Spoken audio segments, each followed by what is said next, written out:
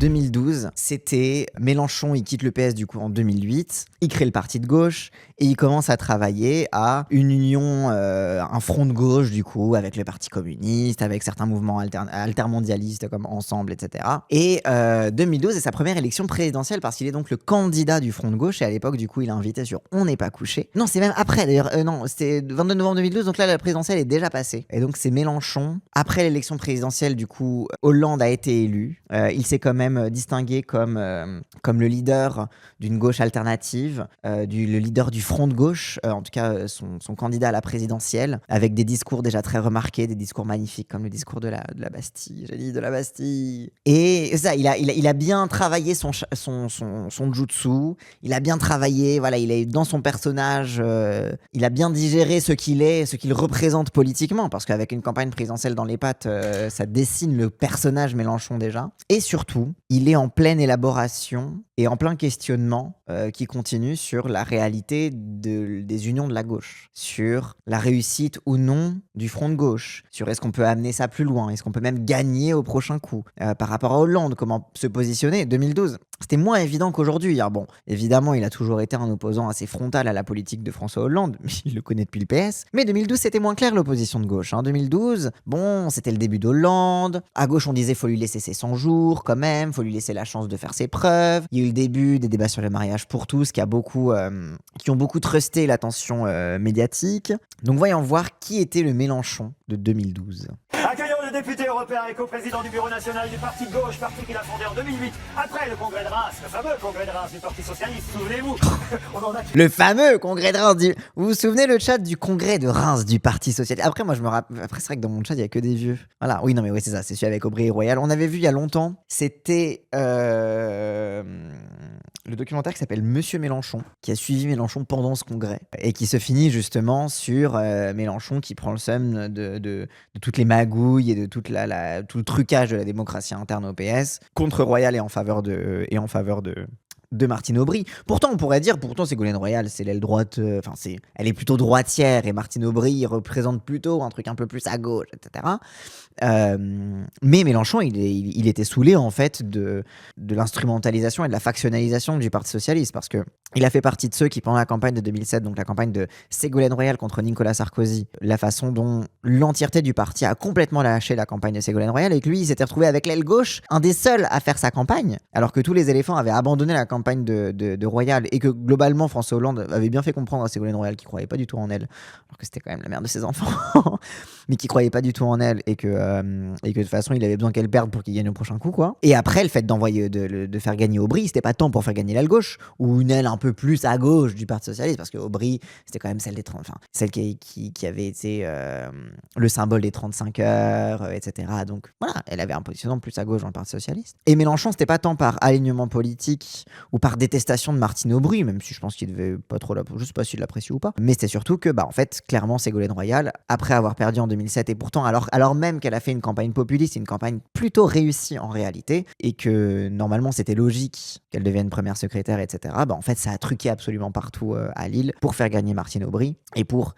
se débarrasser définitivement d'une Ségolène Royal qui commençait à prendre un peu trop de place, en tout cas médiatiquement, au goût des éléphants hollandistes et au goût de tous les gens qui étaient autour d'elle, quoi. Et un petit peu en mode, bon, on se débarrasse de Ségolène Royal, on met la gauchiste, de toute façon, elle n'a pas duré longtemps, et comme ça, au prochain coup, ce sera nous. J'ai l'impression que Mélenchon et Royal s'apprécient un peu en scred.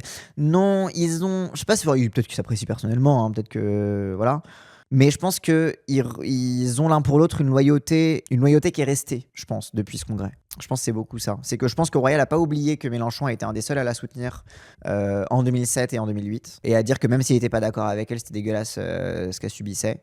Et Mélenchon, je pense qu'il a dû regarder sa campagne de 2007 qui était quand même un peu une campagne populiste. Si tu prends les codes du populisme de gauche, il y avait pas mal de codes du populisme de gauche déjà dans la campagne de Royal en 2007, même si c'était aussi une campagne un peu droitière. Et donc je pense qu'il y a un peu cette espèce de truc de il y a une connaissance qui persiste, il y a un intérêt pour le truc qu'elle a fait, et puis la détestation commune de François Hollande, et je pense que détester François Hollande, ça rapproche les gens aussi.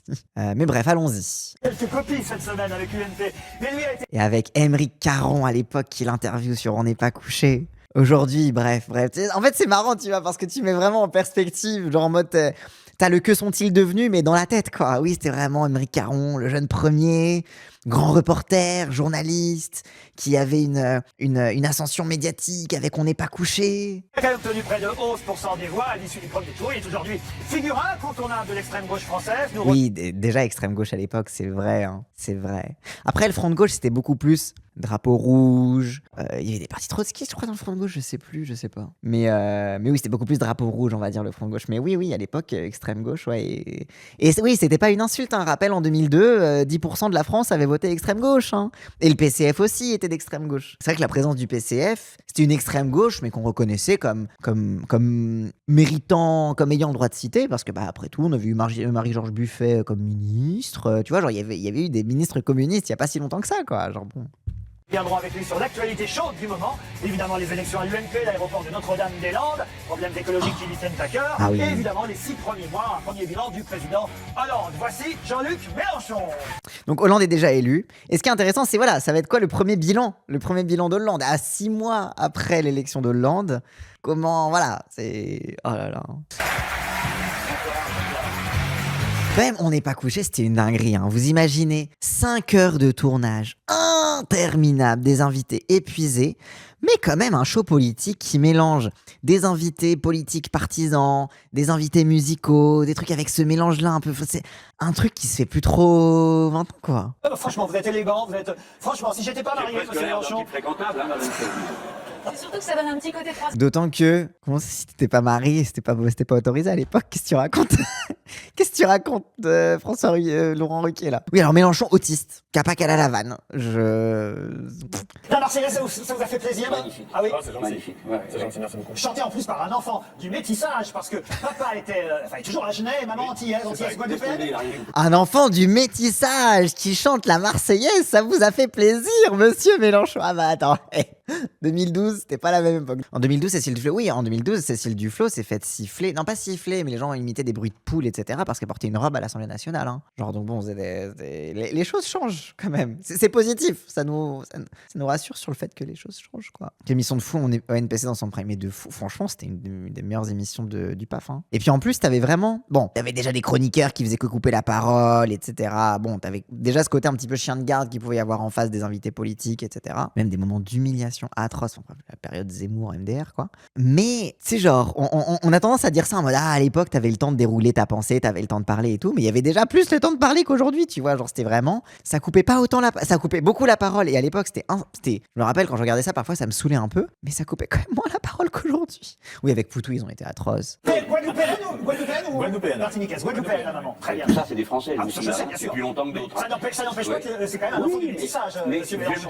Issus du métissage, pas issus de l'immigration, au moins, bon, ça va. Ils se sont respectés quand même. Hein. Ils ont pas fait l'injure de présenter un Guadeloupéen issu du métissage comme étranger. Aujourd'hui, à la télé, je pense que les gens feraient beaucoup plus l'amalgame immigration, t'es noir, t'es forcément un peu étranger et globalement plus faire la différence, même si tu viens des Antilles françaises. Mais surtout, ce qui est bien, c'est vraiment le truc de Mélenchon déjà direct en mode hey, ils étaient français avant les autres. Attends, parce que si tu parles les Savoyards, est-ce qu'ils ont été français après les Guadeloupéens? Du coup, le côté un peu colorblind. En fait, ce qui est marrant, c'est que quand tu regardes Mélenchon au fil des ans, t'as des gimmicks qui reviennent et t'as des évolutions aussi progressives. Enfin bref. Métissage, ça veut pas dire forcément d'un autre pays. Oui, mais c'est venu comme ça. Il faut comprendre une chose. Être français, c'est pas une ethnie. Et puis j'avais dit qu'il n'était pas français, mais qu'est-ce que vous me faites dire? Tu vois quand même le truc de... Déjà lui... Voilà, attention là, monsieur Mélenchon. Vous voyez, hein? Ah ben j'ai jamais dit ça, J'ai pas trouvé mes galons dans une pochette surprise. C'est un enfant du métissage, voilà. Et c'est pour ça que ses voix doivent être comptées pour le vote de l'UMP.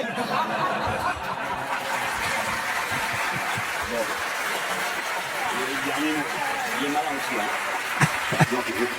Déjà la méta, oui, c'est pas mal. Voilà. C'est pas mal. Le fait d'être français, ce n'est ni une religion, ni une couleur de peau, ni naturellement un sexe, ni quoi que ce soit d'autre que quelque chose qui vient du cœur. C'est-à-dire qu'on est français dès lors qu'on dit liberté, égalité, fraternité. Nous, on a ça. Il y a d'autres pays qui ne peuvent pas. Vous Par exemple, si tu es allemand, imaginez que vous êtes allemand. C'est pas possible. Déjà la germanophobie. Ah non, en plus c'était la période, il était à son prime de la germanophobie en plus à cette période, parce que là t'avais eu la crise des subprimes, into crise de la dette européenne, avec les Allemands qui étaient trop occupés à faire couler la Grèce, avec c'était Angela Merkel, etc. Le Harold Bismarck, bien sûr, le Harold Bismarck à l'époque, donc c'était vraiment le prime germanophobie du vieux. Ah, je suis trop heureux. C'est ça, c'est vraiment, nous on est universalistes, contrairement aux Allemands, quoi. Ah non, mais franchement, aujourd'hui, il s'est calmé. Parfois, il fait des petites vannes sur les Allemands, etc. En mode qu'il serait malheureux de vivre en Allemagne et tout. Bon, voilà. On lui reproche après en mode racisme anti-blanc. Mais genre, à l'époque, c'était... Parce que les Allemands, ça se passe par le sang, il paraît. D'ailleurs, sur leur parlement, ils ont écrit Den deutschen Volk. C'est-à-dire le peuple allemand au sens ethnique du terme. Pas nous. Nous, on écrit liberté, égalité, fraternité. Voilà comment quelqu'un comme moi, qui n'a pas tant de grands-pères français... Oui, la haine des nazis, quoi, éternelle. Ouais, c'est ça. Il parle de la loi du sang, le fait qu'il n'y ait pas de... C'est ça que, genre, c'était pas... je crois que l'Allemagne, c'était un régime mixte. C'est-à-dire qu'en France, on a un régime de mixte entre droit du sol et droit du sang. Et qu'en Allemagne, c'était que droit du sang, je sais plus. Bon, un truc comme ça, mais en gros que le régime de citoyenneté était pas le même, quoi. Voilà, j'aurais dit mon petit mot d'amour sur la patrie républicaine. Alors venons-en à l'actualité politique de la semaine. Parce que je suis certain que toute la semaine, vous deviez être devant votre poste de télévision, Bon, ça va, à on a pas zapper que ça à entre faire, IT, Ah ouais, j'ai pas que ça à faire, je m'en bats les couilles, moi, de la télévision, qu'est-ce que tu racontes, là? LCI, BFM, France 2, TF1. Enfin, il fallait quand même zapper entre Copé et Fillon l'autre soir, l'un sur la première, l'autre sur la deuxième chaîne. Ça vous fait marrer tout ça ou ça vous attriste? Putain, oui, Copé Fillon à l'époque. Mais ah oui, parce que c'était la période, c'était Copé et Fillon qui se disputaient la tête de l'UMP. L'un sur la première, l'autre sur la deuxième chaîne. Ça vous fait marrer tout ça ou ça vous attriste? Bon, ni l'un ni l'autre. Je peux pas me marrer, j'ai été membre longtemps d'un parti, le Parti Socialiste, où on a fait à peu près aussi bien, hein. Et même pire, pour certains moments. Oh, ça va, j'adore le truc de... Ouais, j'étais au PS, nous aussi, c'était ridicule, hein. C'est les partis, quoi. Donc je vais pas avoir l'hypocrisie de dire oh là là, c'est ridicule, la vie de parti des fois connaît des emballements. Et puis la chose qui me fascine un peu, c'est de les voir coller sur leur lutte, quoi. Ils n'arrivent plus à se mettre à reprendre leur souffle, même si je vais me mettre ça à distance, ils n'y arrivent pas. Après ça m'attriste pas parce que bon, ils sont au tapis et bon des bras, quoi. Pendant qu'ils font ça et qu'ils s'occupent de se battre entre eux, ils nous fichent la paix. Mais C'est ça le problème, c'est que Mélenchon, il est drôle, et en fait, on l'autorise plus à être drôle.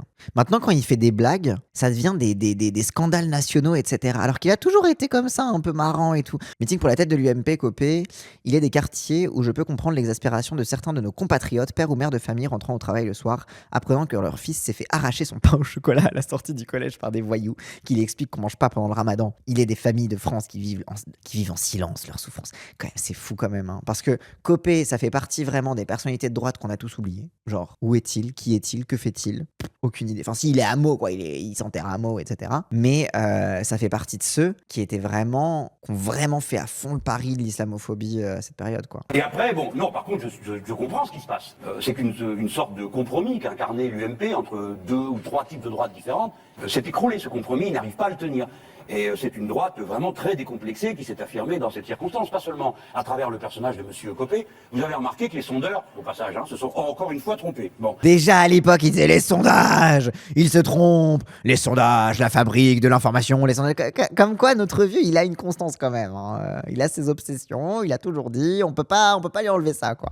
Il a pas retourné sa veste, quoi. Mais c'est vrai que la primaire Copé-Fillon, si je me rappelle bien, Fillon, c'était un peu le bon père de famille rassurant, et Copé, c'était un peu le Sarkozy bis, quoi. En plus, il avait un petit peu une tête de nerveux, qui était à moitié chauve, alors que Fillon, il avait ses costards à je sais pas combien de balles. Et je crois que si je me souviens bien, c'était un peu ça, c'était en mode Copé, un peu le post-sarkozyste, et Fillon, comme je crois, il s'était opposé un peu à Sarko. Il y avait des bisbis avec Sarko quand il était son premier ministre. Il y avait une concurrence un peu. Et du coup, Fillon, il jouait un petit peu plus la carte du père de famille. Copé a gagné parce que sa dynamique, ce qu'il incarne, que je ne partage pas, hein, mais ce qu'il incarne est en mouvement. Tandis que M. Fillon représente une espèce de droite, rassis, les malheureux, c'est les plus nombreux, hein, les trouillards, les calmes, mais c'est les autres qui mènent la... Il a dit d'un côté, il y en a un qui est raciste, de l'autre côté, l'autre c'est un trouillard. Donc bon, bah c'est la droite, quoi.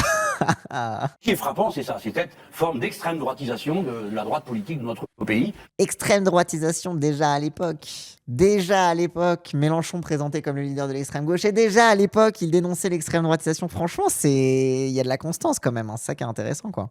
Qui est frappante et qui en font un signal du moment dans lequel nous vivons. J'avais appelé ça le bruit et la fureur. Et que même rien que Copé-Fillon, pour lui, c'était déjà l'extrême droitisation, quoi. Alors c'est ça qui est... Ouais, non, franchement, le vieux... hein. Bon, mais il y a des hommes qui accompagnent ce mouvement-là, et dans toute l'Europe, c'est comme ça. Il y a une forme de radicalisation des rapports politiques qui apparaît. C'est ça, c'en est une forme. Alors, il y a un côté guignolesque, bien sûr. Est-ce mais que bon. c'est pas aussi une implosion des partis de gouvernement? C'est-à-dire qu'on peut raisonnablement penser que si le PS avait perdu l'élection, c'est à lui que ce serait arrivé, parce qu'il y a un grand malentendu justement sur les véritables clivages. Est-ce que ça fait ressortir... Et ça, 2012, les gens, hein, 2012. Et Polony, là où elle était en avance, et en vrai, son côté souverainiste l'a mise un petit peu à l'époque un peu à l'avant-garde du pré-shot du macronisme triomphant et de l'effondrement de l'UMPS. C'était qu'en effet, avec la crise économique et la crise des dettes souveraines, la crise budgétaire européenne, il y avait un petit peu cette remontée d'une voix un peu souverainiste, alors à gauche et à droite, qui indiquait un peu, mais un peu dans la même vibe que Occupy, même si Occupy Wall Street, il y a eu surtout beaucoup de confusion qu'on est ressorti en termes d'institutionnalisation. Alors t'as des gens qui sont politisés avec Occupy Wall Street, qui sont devenus des profils comme Alexandria Ocasio-Cortez, etc., à la gauche du Parti démocrate. Et dans nos pays, avec un multipartisme, on va dire, et pas un bipartisme comme les États-Unis, il n'y a que deux partis,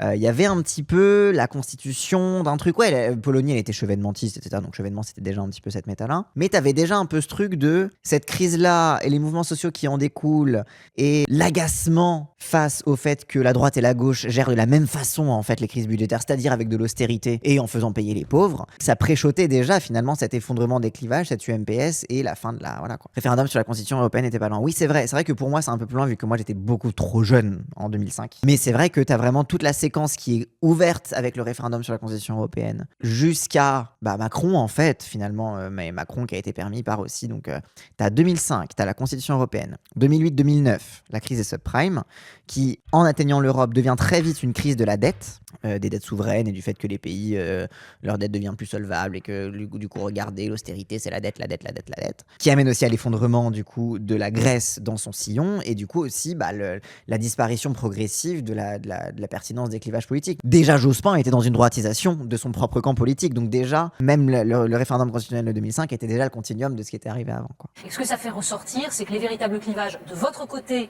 et à droite, c'est sur le rapport à la mondialisation, à l'Europe, et non plus un clivage gauche-droite tel qu'il peut se manifester. Et ça, en vrai, ça préchote le moment souverainiste de 2017. Hein. Après, avec Polony qui est beaucoup plus dans le truc souverainiste, un peu dans un côté un peu réactionnaire. Hein. Polony, en tant qu'ancienne prof aussi, elle avait un côté très réactionnaire sur les enfants, maintenant à l'école. Ils écoutent plus les profs, il n'y a plus d'autorité, etc. Elle avait déjà un petit peu ce côté un peu autoritaire dans ses chroniques sur Europe 1 à l'époque. Mais voilà, t'avais déjà ce truc-là qui se dessinait, quoi. C'est intéressant. Hein. À l'Assemblée. Alors, bon, vous avez en partie raison. J'aimerais bien pouvoir dire le contraire. Je suis un homme de gauche, donc nous sommes très attachés à l'idée que nous représentons un point de vue dans le temps, dans l'histoire, qui est tellement difficile de le maintenir. Mais c'est vrai que la force de la question de l'Europe, et donc l'adhésion ou le rejet à l'Europe libérale, je précise bien libérale, parce que sinon après on me repeint en nationaliste, que je ne suis pas, a changé et rebattu complètement le paysage. Qu'est-ce que vous voulez ? C'est un spectacle tellement incroyable de voir François Hollande faire adopter le traité qu'avait signé M. Sarkozy et qui contient une politique qui s'impose à lui, aujourd'hui. Des politiques d'austérité qui sont en train de ruiner toute l'Europe, de nous faire souffrir pour rien. C'est encore le traité de Lisbonne, parce que je sais que Sarkozy, qu'il avait signé, lui, c'est le traité de Lisbonne, donc traité constitutionnel européen, qui refusait notamment les voix de la France, compte pour beaucoup là-dedans, mais pas que, mais la France s'oppose assez massivement au traité constitutionnel européen, dont les dispositions sont réécrites dans le traité de Lisbonne, qui a été voté après en 2008, signé par Sarko. En fait, le traité de Lisbonne, du coup, c'est un traité où comme c'est pas un traité constitutionnel, ils ont pas à faire voter les gens, et c'est juste les chefs d'État qui le signent dans leur coin, quoi. Donc il y avait le traité de Lisbonne en 2008. 2008, c'est l'arrivée de la crise des subprimes. Et du coup, et c'est ça qui est intéressant aussi dans l'histoire de la construction européenne, très important, la fameuse règle d'or, etc. En effet, un truc très important dans la construction européenne. Et pourquoi c'était aussi prégnant cette question souverainiste à l'époque, c'est vrai que moi je m'en rendais pas compte, parce que pour moi c'est des trucs, l'Europe, ça existe depuis que je suis né à peu près. Donc pour moi c'est des trucs de vieux, tu vois. Mais c'est vrai que maintenant quand tu regardes, c'est vrai que 2008, Sarkozy signe le traité de Lisbonne qui reprend certaines dispositions fondamentales, notamment économiques, du traité donc de la Constitution européenne, donc notamment les principes généraux de libéralisme économique, etc., de libre marché et tout, entre autres, mais pas que, la disparition des services publics, parce que du coup l'interdiction des monopoles, le fameux ordolibéralisme, c'est-à-dire qu'en gros l'interdiction des monopoles, et donc qui ne font pas la distinction entre monopole privé et monopole public, donc on commence à mettre en place le démantèlement progressif, notamment du rail, de la santé, etc. En fait, disons que l'Union européenne demande aux États de démanteler tout ça, ça s'ils le veulent bien et les États sont bien contents de le faire. Bref. Donc voilà. En même temps, t'as la crise des subprimes qui nous arrive et qui fait exploser la dette des pays européens, la dette extérieure des pays européens, parce qu'en fait, tout le monde entier est touché par la crise économique, mais particulièrement le monde occidental. L'Espagne, il y a un taux de chômage des jeunes qui explose.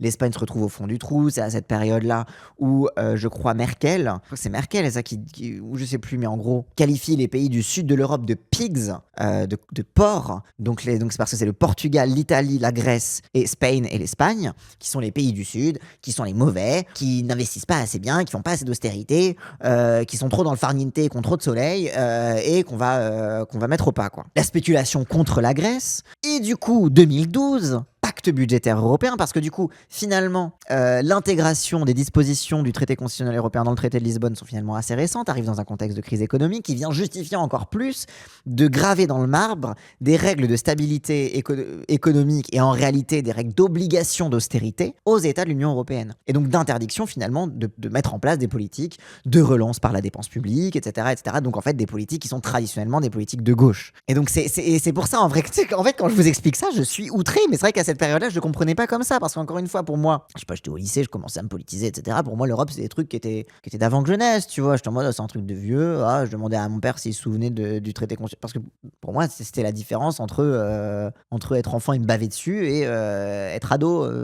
Tu vois, genre, c'est la notion du temps quand t'es gamin, elle est beaucoup plus étendue. Mais c'est vrai que maintenant, quand je vois ça, c'est quand même une putain de douille, cette putain d'Union européenne de merde. En quelques années, on a imposé par la ruse, puis par la force et par le chantage, on a imposé une voie unique économique à tous les pays de l'Union européenne. C'est quand même C'était fou le débat à l'époque. Mais oui, maintenant je me rends compte. Très bonne vidéo Elucide là-dessus. Justement, en parlant d'Elucide, comment il s'appelle le mec qui tient Elucide ? Olivier Berruyer. Je me rappelle à l'époque, il tenait un blog qui s'appelait lescrises.fr. Je sais pas s'il existe toujours, mais le blog lescrises.fr, moi je me rappelle, mon prof de sciences économiques et sociales, ça faisait partie des blogs, des trucs qu'il nous avait recommandés avec Alternative économique pour se renseigner un peu sur l'actualité économique. Et c'est vrai que Berruyer à l'époque, dans le site lescrises.fr, faisait énormément de travail de pédagogie aussi sur tous ces trucs-là, de dette, de crise, d'austérité, de machin, etc. Mais en vrai, période intéressante, hein. Vraiment aussi période dans laquelle tout l'écosystème de la presse indépendante commence à se structurer beaucoup plus sur Internet. On est encore à une période de la blogosphère et des blogs, etc. Mais ça commence de plus en plus à structurer en médias. Il y a une recherche aussi de médias alternatifs et de médias de gauche. Notamment, ça commence à se faire beaucoup sur YouTube. C'était un petit peu les débuts de Usul. Oui, c'était le prime de Acrimed. Moi, je disais 2 fois Acrimed sur Facebook à l'époque, par exemple. Donc, c'est vrai, c'est une période intéressante en vrai. Oui, ça, on était sur Hollande qui signe le traité sur la stabilité, le TSCG, donc le traité là en 2012 qui grave dans le marbre le fait que faut faire de l'austérité budgétaire parce que sinon t'es de l'instabilité, que ça va bien, etc. Enfin bref, voilà. Et on en était à ça. Des politiques d'austérité qui sont en train de ruiner toute l'Europe, de nous faire souffrir pour rien, parce que tout ça ne mène nulle part. Ces pauvres gens sont en train de souffrir pour rien, en Grèce, en Espagne, au Portugal, car rien ne s'arrangera. Et d'ailleurs en France non plus, ça ne donnera rien. Je veux bien revenir à cette émission et manger mon chapeau devant vous avec les lacets de mes chaussures et mon gilet, ça donne quelque chose. Mais ça ne peut pas. Le contrat. Oui, oui. Et il ne sera jamais revenu pour manger son chapeau et les lacets de ses chaussures parce que il avait raison surtout et que ça a été une catastrophe terrible et que la Grèce ne s'en est jamais relevée. L'Espagne ne s'en est relevée que parce que Podemos a pris le pouvoir et donc que la gauche a dit vas-y on arrête tout ça, quoi. Et maintenant tout le monde envie l'Espagne. Alors que rappelle, l'Espagne c'était les pigs à l'époque. L'Espagne c'était les mauvais élèves de l'Europe, la cigale et la fourmi, c'était la cigale qui avait trop chanté tout l'été et qui se trouve fort dépourvue quand l'austérité fut venue, quoi. Parce que ça ne peut rien donner. Pourquoi ? Parce que ces politiques qui évidemment sont destinées à maintenir les apparences, c'est-à-dire la finance continue à fonctionner, la banque continue à fonctionner, se font au prix d'une austérité qui aggrave le chômage, aggrave les déficits, augmente les dettes. Donc bref, tout ça, ça fait que vous écoutez en socialisme. C'est vrai que c'était une période où on parlait beaucoup d'économie. C'était une période où dans les médias, alors évidemment on parlait beaucoup d'économie avec un consensus libéral qui commençait à se dessiner de plus en plus. BFM TV a beaucoup œuvré pour ça. C'est vrai qu'aujourd'hui on parle plus du tout ça, quoi. Oui, maintenant on parle que des Arabes, quoi. Monsieur Copé a dit, Monsieur Fillon, qu'il était une sorte de Hollande de droite. Est-ce que vous estimez donc que François Hollande est une sorte de Fillon de gauche ? J'ai déjà assez d'embêtements comme ça avec ce que je dis pour aller me coller les phrases des autres. Mais non, je crois que... C'est à peu près ce que vous venez de nous dire quand même. Là, ce que je viens de dire, c'est un résumé de ce que vous venez de nous raconter depuis 3 minutes. C'est qu'en gros, Fillon, Hollande, tout ça, c'est une sorte de centre mou et qu'il vaut mieux choisir. Non, parce que vous avez presque l'air de faire les lâches. courage, pardon de vous dire, hein, même si on sait bien que c'est pas vos idées, mais de faire l'éloge de Jean-François Copé, parce que certes c'est pas vos idées, mais Le mec qui vient de dire que Jean-François Copé c'est l'extrême droitisation, on lui dit vous avez quand même l'air de faire son éloge parce que en attendant Fillon c'est un mollasson et que t'as toujours cette déférence un petit peu de mieux vaut être énergique que d'être un mollasson. Et ça c'est un truc qui est en politique, hein, c'est la déférence envers le pouvoir. Mieux vaut montrer énergiquement que t'as du pouvoir que de montrer une faiblesse et une pleutrerie qui fait que tu seras un mauvais dirigeant, etc. Et du coup ils prennent ça pour un compliment alors que au contraire Mélenchon il est en mode attention c'est des fachos en fait. pas de l'avant, il bouge, c'est des idées extrêmes, mais en gros de nous dire qu'il vaut mieux être d'un extrême ou de l'autre. Non, pas du tout. Non, vous m'avez demandé un avis, je vous l'ai donné. J'ai essayé de sortir de l'apparence du choc des personnes et du théâtre guignolesque. Bon, et je vous ai donné un avis. Je vous dis tout ça est un symptôme de quelque chose de profond. Ne croyez pas que c'est simplement des gens qui ont les nerfs à vif. C'est quelque chose de profond. Nos sociétés sont travaillées en profondeur par un choc. Bon, qui s'exprime politiquement à droite et à gauche, que vous disiez, Madame Polony. Et on voit. Mais c'était aussi, je pense que aussi la conscience de l'extrême droitisation. Mélenchon ayant connu du coup le choc de 2002 et l'accession de Jean-Marie Le Pen au pouvoir. On est dans la période, on parle pas encore de dédiabolisation, mais on commence à remarquer les tentatives du FN de se dédiaboliser. On disait la normalisation ? On disait pas la dédiabolisation. Mais en tout cas, c'est un terme, l'idée de la dédiabolisation du RN commençait à avancer. C'est là où Marine Le Pen a engrangé beaucoup de sa base électorale aussi sur cet aspect économique, hein, sur tous ces débats économiques, sur l'austérité, sur... voilà. Donc, 2002, c'était le début de l'info en continu. L'info en continu avait commencé avant, en vrai de vrai. Mais ça a été vraiment le début de la gloire de l'info en continu, ça oui. Le début de BFM TV allumé partout, dans tous les commerces. Ouais. La dédiabolisation, la rupture du cordon sanitaire, oui, donc c'était bien la méta-dédiabolisation. Oui. Enfin, en tout cas, on observait que le FN essayait de se dédiaboliser. Et du coup, quand Mélenchon, il a connu le PS qui ne réagit à peine face à la présence de Jean-Marie Le Pen en 2002, lui qui quitte le truc, qui se rapproche plus d'une gauche radicale, d'une extrême gauche à l'époque, qui a plus conscience aussi de la fascisation, etc., on voit qu'il avait aussi une hauteur de vue que ne pouvait plus avoir le PS, quoi. Qui pouvait imaginer que le président de l'Internationale socialiste, M. Papandréou, au premier assaut de la finance, s'écroulerait? Il n'a même pas résisté une heure, celui-là. Hein, il a tout de suite dit pardon, on paye. Pouviez-vous imaginer, on baisse la note de Oui, ça c'était les étapes de la crise grecque, avec... oui, de fou. Oui, Papandréou, oui. la France, une agence voyou, la Moody's, là, hein, baisse la note de la France. Ça a des conséquences terribles, parce que même si on est très bon et que ce sont des voyous, vous avez des établissements, c'est marqué dans le règlement, vous n'avez pas le droit d'acheter du papier s'il ne fait pas A, comme une andouille. Bon, voilà. Vous n'avez pas le droit de prendre de la dette française. Bon, alors le gars, même s'il se dit, mais c'est stupide, les Français sont bons, pourquoi je ne prendrais pas de la dette? Il est obligé de ne pas en prendre. J'espère qu'on a compris ce que je viens de raconter, qui est un peu technique. Bon, ces gens-là, vous vulgarisez tellement bien. Merci. Avec l'andouille, c'était parfait. Merci. Merci. Donc cette agence déclare que nous avons perdu notre triple A. Et que fait toute cette équipe qui est censée être de gauche quand même? Ils devraient dire mais qui c'est une honte, qui sont ces gens, de quel droit, qu'est-ce qu'ils vont... Ah non, ils disent oui, ils ont raison, c'est de la faute de l'autre avant. C'est-à-dire que en faisant quelque chose... Oui, c'est ça, je me rappelle vraiment, c'était l'ambiance où dans les médias, tous les 3 mois, je crois que c'est trimestriel, les agences de notes, je sais plus. Ou alors c'était devenu trimestriel ou je sais plus quoi. Mais tous les 3 mois, on attendait, est-ce que la note de la France sur les marchés financiers va baisser? Est-ce qu'on va perdre notre triple A? Est-ce qu'on va avoir un AA+?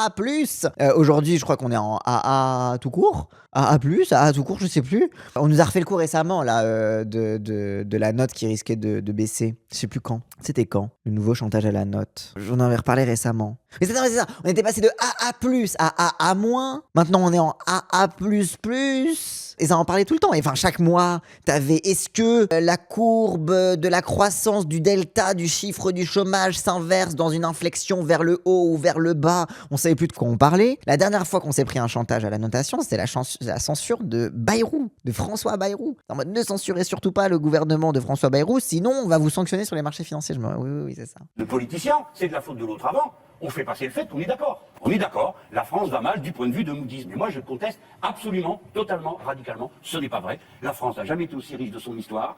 Elle a un potentiel gigantesque. Elle est en pointe dans des dizaines... Et ça, c'est le truc qui arrêtait pas de rappeler les gens de gauche sur les plateaux télé, notamment Mélenchon et tout. C'est que, tu sais, t'avais le truc, on cherchait, regarder le chiffre de la croissance. Et donc, tu sais, t'avais en gros le discours médiatique. C'était le taux de croissance, l'augmentation du taux de croissance est en baisse. La baisse de l'augmentation du taux de croissance. Donc, c'est-à-dire que la croissance, c'est-à-dire en gros le PIB, c'est-à-dire en gros la richesse de la France, elle augmente chaque année de tant de pourcents. Et on nous bassinait avec le fait qu'on passait passé de 0,8% à 0,7%. Et que ça, c'était le drame absolu, parce que du coup, l'augmentation du taux de croissance, donc ça veut dire que la richesse continuait d'augmenter, mais elle augmentait moins vite. Et du coup, on nous faisait passer ça pour une baisse de la richesse. Et en fait, la France, il me semble, il n'y a qu'un trimestre où elle a été en croissance inversée. Il n'y a qu'un trimestre où on est passé en négatif, je sais plus. Ou alors c'était leur truc de delta qui était passé en négatif à un moment, je sais plus. Mais je crois qu'on a eu un trimestre où on était on était au bord de la récession. Donc la récession, c'est en gros que d'une année sur l'autre, ou d'un trimestre sur l'autre, la richesse baisse. Mais après, quand tu regardes à l'année, en fait, bah, t'avais un trimestre en récession, mais en fait, le reste était revenu. Donc en fait, on n'était pas du tout en récession. On voyait les courbes qui se rapprochaient du zéro et on nous disait, faut avoir peur. Moi, je me rappelle.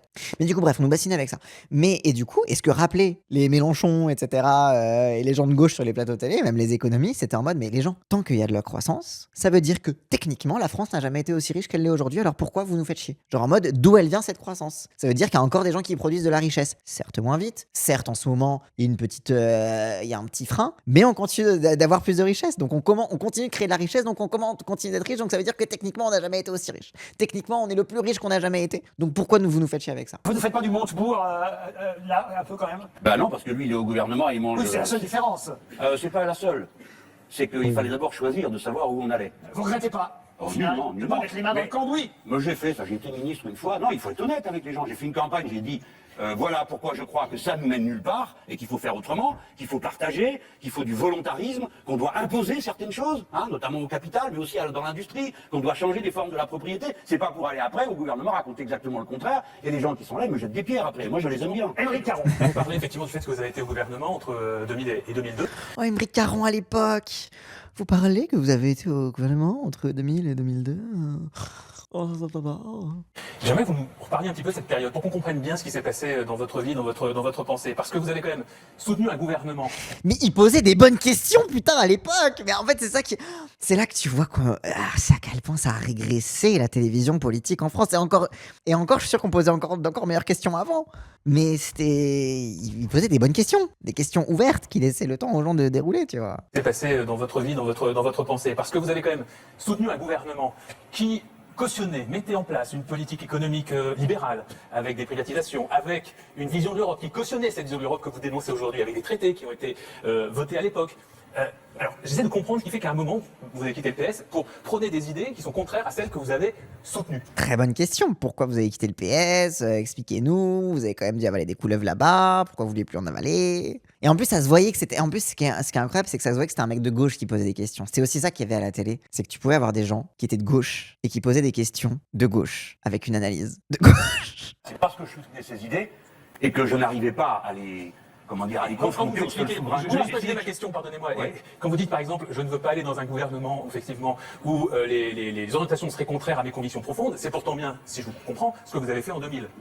Oui, plus ou moins, mais vous avez raison de le dire comme ça. Mais à ce moment-là, je pensais que je pouvais changer les choses de l'intérieur. Hyper intéressante, c'est le truc de j'étais ministre, j'étais pas d'accord avec ce que les gens faisaient, mais je pensais que je pouvais encore changer les choses. J'étais sincère, je me suis trompé, du coup je suis parti. Vraiment le débat opposition changer de l'intérieur. Bah ouais, mais en plus et ça encore une fois, c'est un truc que je dis souvent que Mélenchon il a beaucoup tendance à être très honnête et à toujours dire publiquement ce qu'il pense, la période de réflexion stratégique, politique où il est, etc. Et c'est vraiment quelqu'un dont on peut suivre sans aucun souci les évolutions politiques et le pourquoi du comment de ces évolutions politiques. Mais oui. Vous voyez, j'ai été, mais j'ai pas de honte de ce que j'ai fait dans ma vie. J'ai été à l'extrême gauche lorsque j'étais jeune homme. Je n'ai jamais renié mon passage à l'extrême gauche, tout ce qu'ils m'ont appris, les gens merveilleux que j'ai rencontrés. J'ai été militant socialiste, je ne renie rien de tout ça. Mais l'absurde pour un homme, pour une femme, c'est de s'entêter comme une bourrique. J'ai dit ça un jour, donc je dis ça toujours. Il y a quand même des changements d'idée. Attendez, on fait le bilan de... Pardon, oui, mais Maastricht, vous étiez pour. Absolument. On dit Maastricht quand on est français. Maastricht. Voilà.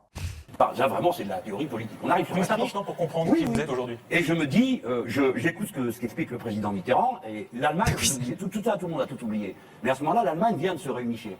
Ceux qui connaissent l'histoire, et qui savent que c'est pas Disneyland, l'histoire. Après, les Français, vous prononcez super mal Maastricht. On n'en peut plus. C'est Maastricht. Ça se dit Maastricht. Le traité de Maastricht, quoi. Parfois, on dit Maastricht. Maastricht. On dit Maastricht, car ils ont triché avec la volonté du peuple. Faut faire attention à ce qu'on fait. Les vieilles cicatrices, souvent, peuvent se transformer en nouvelles blessures.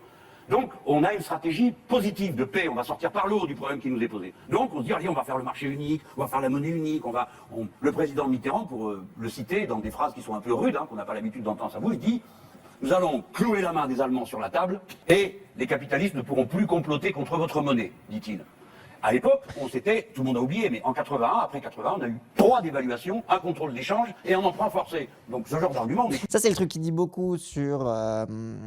Il le dit souvent quand il parle du tournant de la rigueur de Mitterrand en 83. Et là, il le dit aussi pour Maastricht. Et oui, alors, il y a le passage à l'euro, mais surtout, c'était le serpent économique européen, c'était la stabilité monétaire européenne, etc.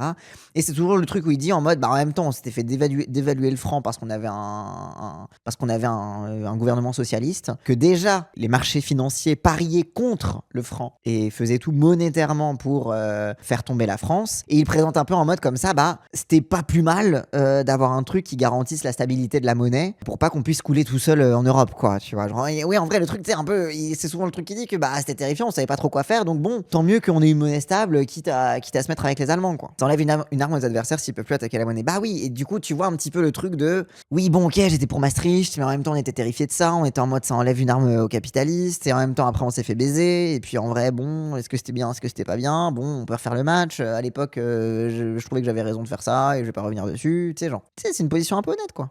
Où je pensais déjà que tout ça, c'était bien des concessions. D'accord? Donc je fais ce pari, je me dis, il a raison, il faut le faire. Puis le temps passe. Oui, et c'était un peu, oui, en effet, Ellen Tay, comme tu le dis, c'est que c'était aussi, il y avait une forme de naïveté de croire que les bourgeois pourraient plus attaquer la monnaie. Alors qu'en vrai, à partir du moment où tu mets en place une politique de stabilité monétaire commune, avant même l'euro, hein, mais à partir du moment où tu mets en place une politique de stabilité monétaire commune, bah du coup, si les Américains, les États-Unis veulent parier contre la France, bah c'est encore mieux parce qu'ils prennent toute l'Europe en otage. Et donc, t'as en fait, quelque part, en pensant se protéger derrière un truc collectif, on s'est retrouvé à y avoir en fait un poison de division parce que du coup, pour taper sur la France, t'avais tous les pays européens qui étaient en mode ah non, la France, vous n'allez pas nous foutre dans la sauce non plus, quoi. Donc, t'avais ce truc-là de voilà, et encore une fois, la Grèce qu'on a subi quoi, qu'on a subi les foudres. Ou pareil, la Grèce, t'avais tous les pays européens qui étaient en mode ah non, commencez pas à déconner, acceptez et couchez-vous, sinon c'est sur nous que ça va tomber, tu vois. Donc, t'as un peu cette illusion de pouvoir se protéger par le nombre qui a été très vite remise en question par l'état concret des choses de bah en fait non,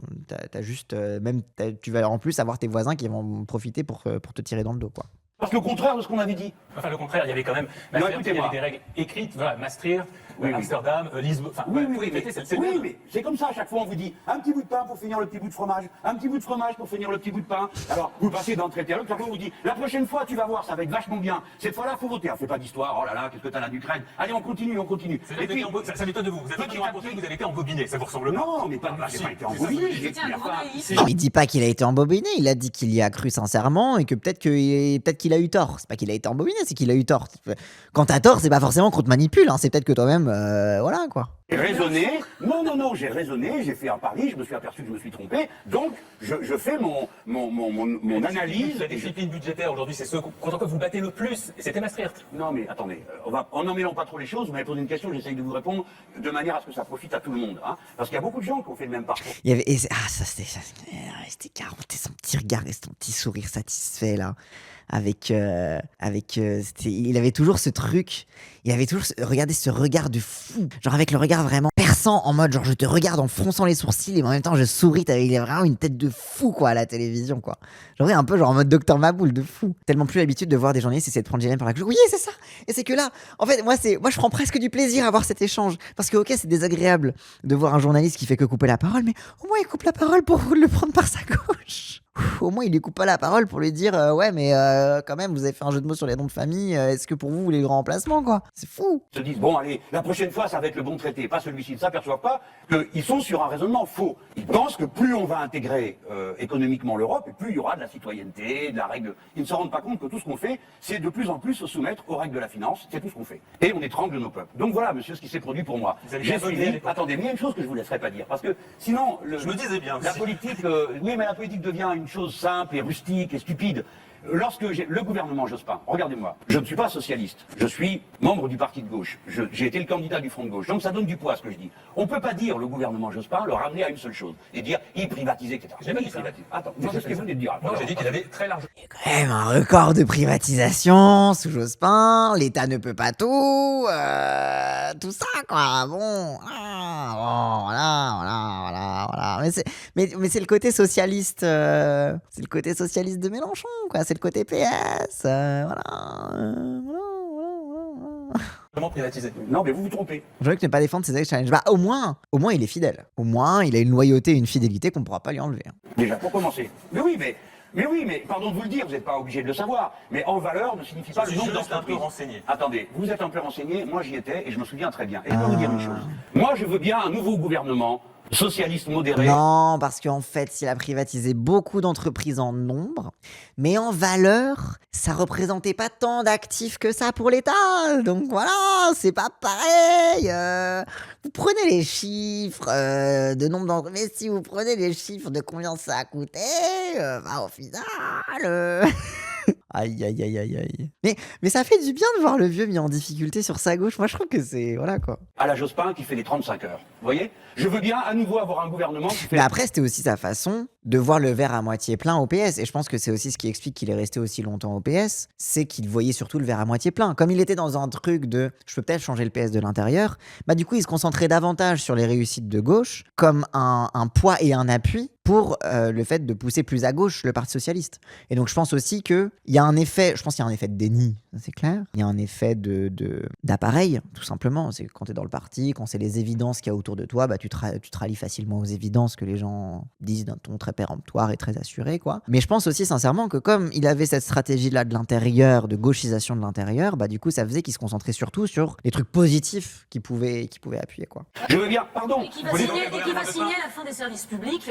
Donc vous Oui, êtes d'accord pour un Madame gouvernement Polony. Jospin avec Mais un vous ministre êtes de Madame Polony. l'économie qui soit ministre Strauss-Kahn. Écoutez-moi. Non, mais C'est que Polony Caron, parce que Zemmour Nolo, t'avais Nolo qui était censé être de gauche. Je rappelle que Nolo était censé être de gauche à la base. Et Zemmour c'était la droite, Nolo c'était la gauche. Comme ça t'avais deux chroniqueurs, c'était un peu équilibré. Caron et Polony, économiquement c'était quand même un peu à gauche. La différence peut-être qu'il y avait, c'était plus sur les questions dites sociétales. Polony était un peu plus conservatrice, un peu plus réac sur l'école, sur les jeunes, trucs comme ça, etc.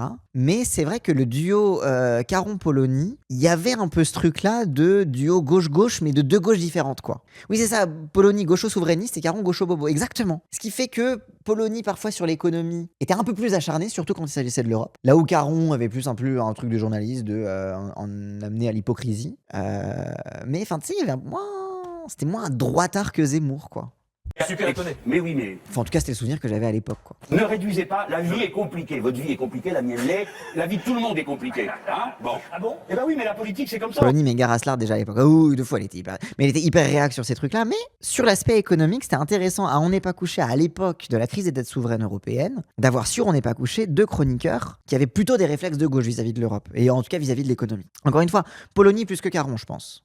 En tout cas, de mes souvenirs. Peut-être que je me trompe et que mes souvenirs sont très biaisés. Mais c'était quand même assez rare. Mais oui, par contre, oui, sur l'affaire Leonarda et tout, Polony, c'est les chroniques qu'elle faisait sur Europe 1, c'était... Oh et Europe 1 avant Bolloré, hein, c'était que Lagardère, allez, c'était que Lagardère. Mais oui, c'était le niveau racisme, Polony, c'était déjà vénère, quoi. On réfléchit. Il n'y a pas des gens qui se lèvent le matin, qui sont pur génie. Moi, j'ai horreur de ça. Hein. Les prophètes inspirés, les violents qui surgissent, ça je trouve mieux que tout le monde. Bah, j'ai un caractère passionné. C'est pas ça dont je parlais, mais c'était votre manière de nous emmener où vous le voulez. Vous avez l'impression? Ouais. Et j'adore sa façon de prendre le compliment de « Ah, tu crois? Ah, tu trouves? Ah, tu trouves que je vous amène là où je veux? Merci, je suis trop fort. Emmène-moi, Jean-Luc. Emmène-moi partout où tu veux. » Moi, je plaide à travers vous pour que chacun de ceux qui m'écoutent se dise « Mais qu'est-ce qu'il dit ?» Il faut qu'ils comprennent une chose. On a l'obligation de réfléchir au bien commun. Et on a le droit de changer d'avis. Et on a le droit de se tromper. Et on a le droit de dire là, je me suis trompé, mais là, j'avais raison. Je me suis trompé. Vous nous dites, je me suis trompé. Je me suis totalement trompé sur l'idée qu'en faisant un traité comme le traité de Maastricht, on allait vers l'Europe unie sociale et politique à laquelle je croyais. Je croyais qu'on allait le faire. Et j'ai vite compris qu'on était en train de faire le contraire. Donc, j'ai fait machine arrière et en 2005, j'ai voté contre le traité constitutionnel qui contenait tous les précédents. J'ai donc voté contre toute cette construction-là. Et quand vous me parlez du gouvernement Jospin, je sens un devoir moral. Je pourrais très bien dire oui, bah écoutez, tout ça c'est du passé, je m'en rappelle plus. Il y a un loupé sur les Avachot de pas avoir remis 40 en face de cette quand il veut. Mais on voulait grave lui parler de la télé, d'on n'est pas couché et tout, mais au final, ça a pris tellement de temps comme ça a direct démarré sur l'antispécisme. On a été un peu, ils ont été un peu coq-bloc là-dessus. Mais je crois qu'Aaron voulait pas trop en parler non plus. Enfin, il y avait un peu un truc de je vous raconterai ça peut-être et tout, et après il se dégonfle. C'était un peu un truc de pour vous draguer, je vous dis que je vais vous en parler, mais en vrai une fois que je serai là, je vous en parlerai pas. Tu vois, genre un peu ce truc là. Voilà. Sans le devoir moral de dire que nous faisions des grandes choses. Parce que faire les 35 heures sans perte de salaire, c'est une très grande chose pour les travailleurs. C'est pas une petite chose. Et donc, on a bien fait de le faire. Quand on a inventé la couverture maladie universelle pour que tout le monde puisse se soigner, c'est une grande chose. Donc, je ne regrette pas de l'avoir fait. Mais je suis capable de dire, voilà les aspects positifs, les aspects négatifs. Ça veut donc dire, pardonnez-moi, que si il y avait aujourd'hui un gouvernement socialiste avec un Premier ministre socialiste qui mènerait une politique qui ressemblerait à celle que vous venez de nous décrire et que vous semblez orienter, vous accepteriez donc d'aller dans un gouvernement socialiste? Mais le problème, c'est pas l'étiquette, c'est le contenu. C'est bien ce que j'essaie de dire. C'est pas dogmatique pour vous de dire, je n'irai jamais dans un gouvernement socialiste. Vous êtes pile dans le mille. Parce que c'est la discussion qu'on a dans le front de gauche. Très bonne question, et c'est ce qu'il dit un peu en mode bah oui, c'est le débat qu'on a, et en vrai bah si le programme, et c'est un peu le début aussi du truc du programme aussi, de le programme avant tout, si le programme est bon et qu'il est appliqué, on veut bien en participer parce que c'est notre rôle de participer à l'application de ce programme. On peut pas nous dire aux gens, bah écoutez, au revoir, on vous reverra en 2017. D'ici là, vous pouvez crever, on verra. Bon, c'est pas possible. Nous, on a besoin de résultats maintenant. C'est maintenant qu'il y a 3 millions, 4 millions de gens dans cette détresse. Et c'est aussi la question du rôle de c'est quoi le rôle d'une opposition de gauche à un gouvernement socialiste, enfin du PS. Donc il y avait voilà, il y a aussi tout ça, c'est qu'en mode bah qu'est-ce que tu fais et comment est-ce que tu mets en équilibre la protestation contre le gouvernement et le fait d'encourager le gouvernement à être de gauche, quoi. C'est vous seriez prêt éventuellement à aller dans un gouvernement socialiste? Mieux que ça, Être je suis Premier prêt. ministre. Et oui, Ça, Et oui. voilà. Mais ça, il l'a dit déjà. C'est le scoop de ce soir. Mais oui, mais pourquoi pas? c'est logique, non? Oui,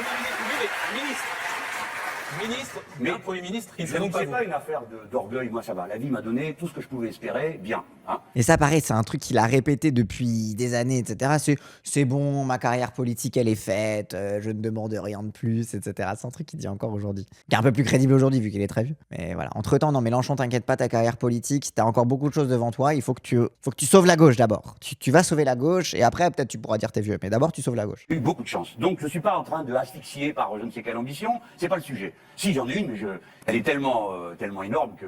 C'est quoi votre ambition? Ah bah, bien sûr, c'est de gouverner le pays et de faire de la France la première nation qui s'engage dans la révolution citoyenne, l'écosocialisme, etc. Oui, c'est mon ambition. Un pays d'égalité, Oui. un pays de fraternité, Oui. un pays où Oui. les riches ne goinfrent pas et en plus viennent narguer les autres, où on se fait pas faire la leçon par des curés médiatiques matin et soir pour se faire avaler l'austérité. En plus, il faudrait qu'on soit content. Non, ça oui, c'est mon ambition. Oui, oui, oui, l'ambition de Mélenchon, oui, je signe tous les jours, Mélenchon, oui. Oh là là, mais quand je pense que j'avais loupé. Pourtant, je m'intéressais 2 fois là. J'étais trop aveuglé par le PS et par mes parents, je pense. Mais oui, putain, mais pourquoi j'étais... En plus, je me rappelle que je l'avais vu en plus à cette époque-là, on n'est pas couché. Mais j'aimais bien Mélenchon aussi, j'aimais bien ce qu'il disait. Mais je pense que j'étais trop sur le truc de c'est pas réaliste, quand même. Ah, c'est vrai, non, franchement. Moi, j'ai rejoint en 2016 après. Ça va, je suis pas monté non plus. Je crois que j'étais parti dans la file. Mais attendez, je veux pas... Moi, je tiens à mon salaire, hein. Mais je veux pas tourner autour du pot parce qu'il m'a posé une question très précise et comme elle est gênante, il faut y répondre. Je vous ai déjà dit, c'est une affaire de contenu. Si François Hollande demain matin dit, écoutez, finalement, il va bientôt le dire, ça sert à rien de caresser tout le monde dans le sens du poil, ça sert à rien d'aller lécher les pompes du MEDEF parce que ça donne rien, ils sont de plus en plus arrogants. Donc, je pense que le front de gauche, Mélenchon, Laurent, les autres, ils ont raison. On va se battre, on va résister et on va Laurent, c'est pas contre-attaquer. moi, c'est le Parti communiste français. Hein. Ouais. Et mes autres camarades. Bon, à ce moment-là, il me dit, bon, vous venez ou pas? Bien sûr qu'on vient. Pour faire ça. Mais pour faire semblant et faire le contraire, comme Hélas est en train de le faire Montebourg ou d'autres, non. Voilà. Non, c'est non. On ne fera pas le contraire de ce à quoi on croit. Mais si c'est pour faire ce qu'on croit, oui, on est disponible. Et on est même prêt à faire des compromis. Je sais bien que j'ai fait que 11%, que 4 millions de voix. Il n'aurait pas été élu sans moi, hein. Bref, sans nous. Ça, vous l'avez Ouais, dit mais très bien. Oui, parce qu'à l'époque, Arnaud Montebourg était ministre de l'économie. Il est pas resté très longtemps, hein, c'est juste pour le calmer. Et puis après, non, ministre du redressement productif, un truc comme ça. Il posait en marinière, Moulinex, Made in France. Je me rappelle, c'était un supplément du Parisien Week-end que j'avais acheté. Mais oui, à l'époque, Arnaud Montebourg, le Made in France, etc. Mais ça, c'était un peu plus tard, le Made in France, je crois. Mais il y avait un peu ça, et c'était, ministre du redressement productif ou de l'économie, je sais plus. Mais il est pas resté si longtemps que ça, parce que bon, avec lui, avec Hollande, ils se détestaient. Et puis, même le peu qu'il a fait, parce que bon. Le peu qu'il a fait, hein, ou globalement, ce que dit Mélenchon, c'est assez vrai. Globalement, il a fait en mode faut faire du Made in France, etc. Mais du coup, il a sucé les patrons pour produire en France. Résultat, les patrons, ils ont pas produit en France. Et il posait fièrement avec un mixeur Moulinex alors qu'il avait laissé Moulinex crever. Bref. Et ça, tu vois, genre, déjà ça, c'était trop. Ça représentait trop une possibilité de gauche pour Hollande. Et puis de toute façon, Montebourg, c'était un glandu, quoi. Enfin, c'était un glandeur, pardon. Oui, mais alors, vous évoquiez tout à l'heure la question de la dette, par exemple. Et Oui. je vous rejoins totalement sur le fait que la règle des 3%, Je le c'est sais une que vous façon. me rejoignez. Évidemment, Vous vous le aviez savez. mal, là. Mais oui, c'est-à-dire que moi, sur l'Europe, sur ce genre de choses, c'est moi. Putain, l'époque où le public télé faisait wouh dès qu'un mec parlait gentiment à une meuf. C'est vrai que c'est des trucs aussi qui ont disparu de la télé. Peut-être pas chez TPMP, peut-être pas chez TPMP. Après, il y a de moins en moins d'émissions en public comme ça, quotidiennes, hebdomadaires, etc. Peut-être sur quelle époque, on sait pas. Et maintenant, t'as un humoriste chiant qui fait ça, c'est vrai. Maintenant, c'est un humoriste chiant qui est payé pour faire ça. Donc au final, non, la télé, c'est toujours autant de la merde. Je suis ravie que vous soyez revenus à des sentiments beaucoup plus et des idées beaucoup plus. Allez, on beaucoup plus parle de saines. l'Allemagne tous les deux, Mais- comme ça on va en dire un peu, on va rafraîchir les mentalités sur le sujet. Mais simplement, justement, n'entrons Oui, pas dans la soi-disant facilité. modèle. Elle pouvait elle-même faire des questions et choisir des sujets. Oui, Mais oui, mais. Lui, en mode bonbon, la souverainiste, je vais l'amener sur la germanophobie, ça va lui faire plaisir. Tellement content quand il a le dessus. Mais Jean-Luc Mélenchon aimerait parfois faire les questions des journalistes. On en Mais reparlera vous juste laissez après. parler. Oh, mais déjà à l'époque, Mélenchon qui veut faire les questions des journalistes, mais ça va, il a le droit de répondre aux journalistes aussi, quoi. Il a le droit de s'amuser avec eux, d'être un peu. Genre, déjà le surmoi de journaliste là, c'était vrai. Parce que bon, Polonie, c'est une chroniqueuse. C'était pas une journaliste de métier, etc. Encore une fois, c'est une prof de français à la base, je crois, qui avait écrit un bouquin sur le fait que prof de français en banlieue, oh là là, il y a plus d'autorité et tout. Et après, elle était devenue chroniqueuse et tout. Elle était plus dans le côté. C'était déjà une éditorialiste à l'époque, alors que lui, grand reporter, etc. Il avait la corporation derrière lui, quoi. Ça se voit qu'il l'aime bien quand même. Non, non, mais bien sûr, mais ça se voit qu'il y avait une plus grande sympathie pour lui, même pour les gens qui étaient en mode oh, t'aimes pas trop les journalistes, mais vas-y, on va parler, c'est sympa, quoi. Vous nous expliquez que la dette, c'est pas grave parce que la France est un pays riche, etc. La France est quand même un pays qui a perdu 1 million d'emplois industriels depuis 10 ans. Ça, c'était aussi Polonie. Elle était souverainiste, mais là où je rejoins quelqu'un dans le chat qui dit oh là là, si être souverainiste c'est de gauche, alors Philippot aussi était de gauche, etc. C'est vrai que Polonie, elle avait un truc très réactionnaire dans son discours. C'était le discours décliniste. Elle l'a toujours, mais particulièrement à cette période-là, elle était en mode tout part à volo, c'est la fin, la France est dans le caniveau, etc., etc. Elle était assez productiviste, mais surtout décliniste sur absolument tout, sur les mœurs, sur l'économie, etc.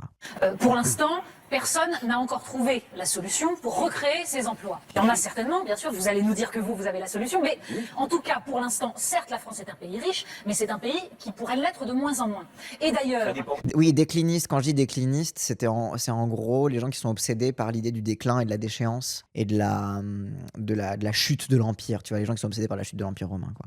Donc, c'est des gens qui, dans leur obsession par le déclin permanent, se retrouvent à porter des positions en fait autoritaires. Donc, voilà.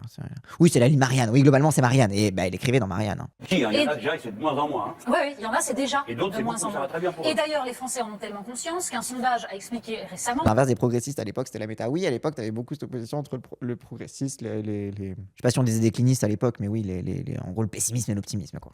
Que 61% étaient prêts à baisser leur salaire pendant 1 an, justement, pour se Faut braver les sacrifier. gens, hein. Bah, évidemment. C'est bien bête de le faire, C'est-à-dire non alors c'est quoi le problème? Ils ont peur. Et deuxième question, vous nous dites la dette, c'est pas grave, mais tout de même, est-ce qu'un pays peut se permettre de vivre à crédit? Tu vois, c'était pas en mode, vous dites que la dette c'est pas grave, mais quand même faudrait faire de l'austérité. C'est en mode, la dette c'est pas grave, mais en même temps, est-ce qu'un grand pays peut se permettre de devoir de l'argent à d'autres? Tu vois, c'est vraiment cette idée de grandeur perdue, quoi. Surtout de vivre à crédit, alors qu'il ne maîtrise pas sa monnaie, que donc il ne peut pas justement faire de la dévaluation pour compenser cette dette. Comment on fait avec ça? Waouh. On va faire un cours d'économie politique à 23h. Bon. Est-ce qu'un pays peut vivre en s'endettant? Bah oui, bien sûr.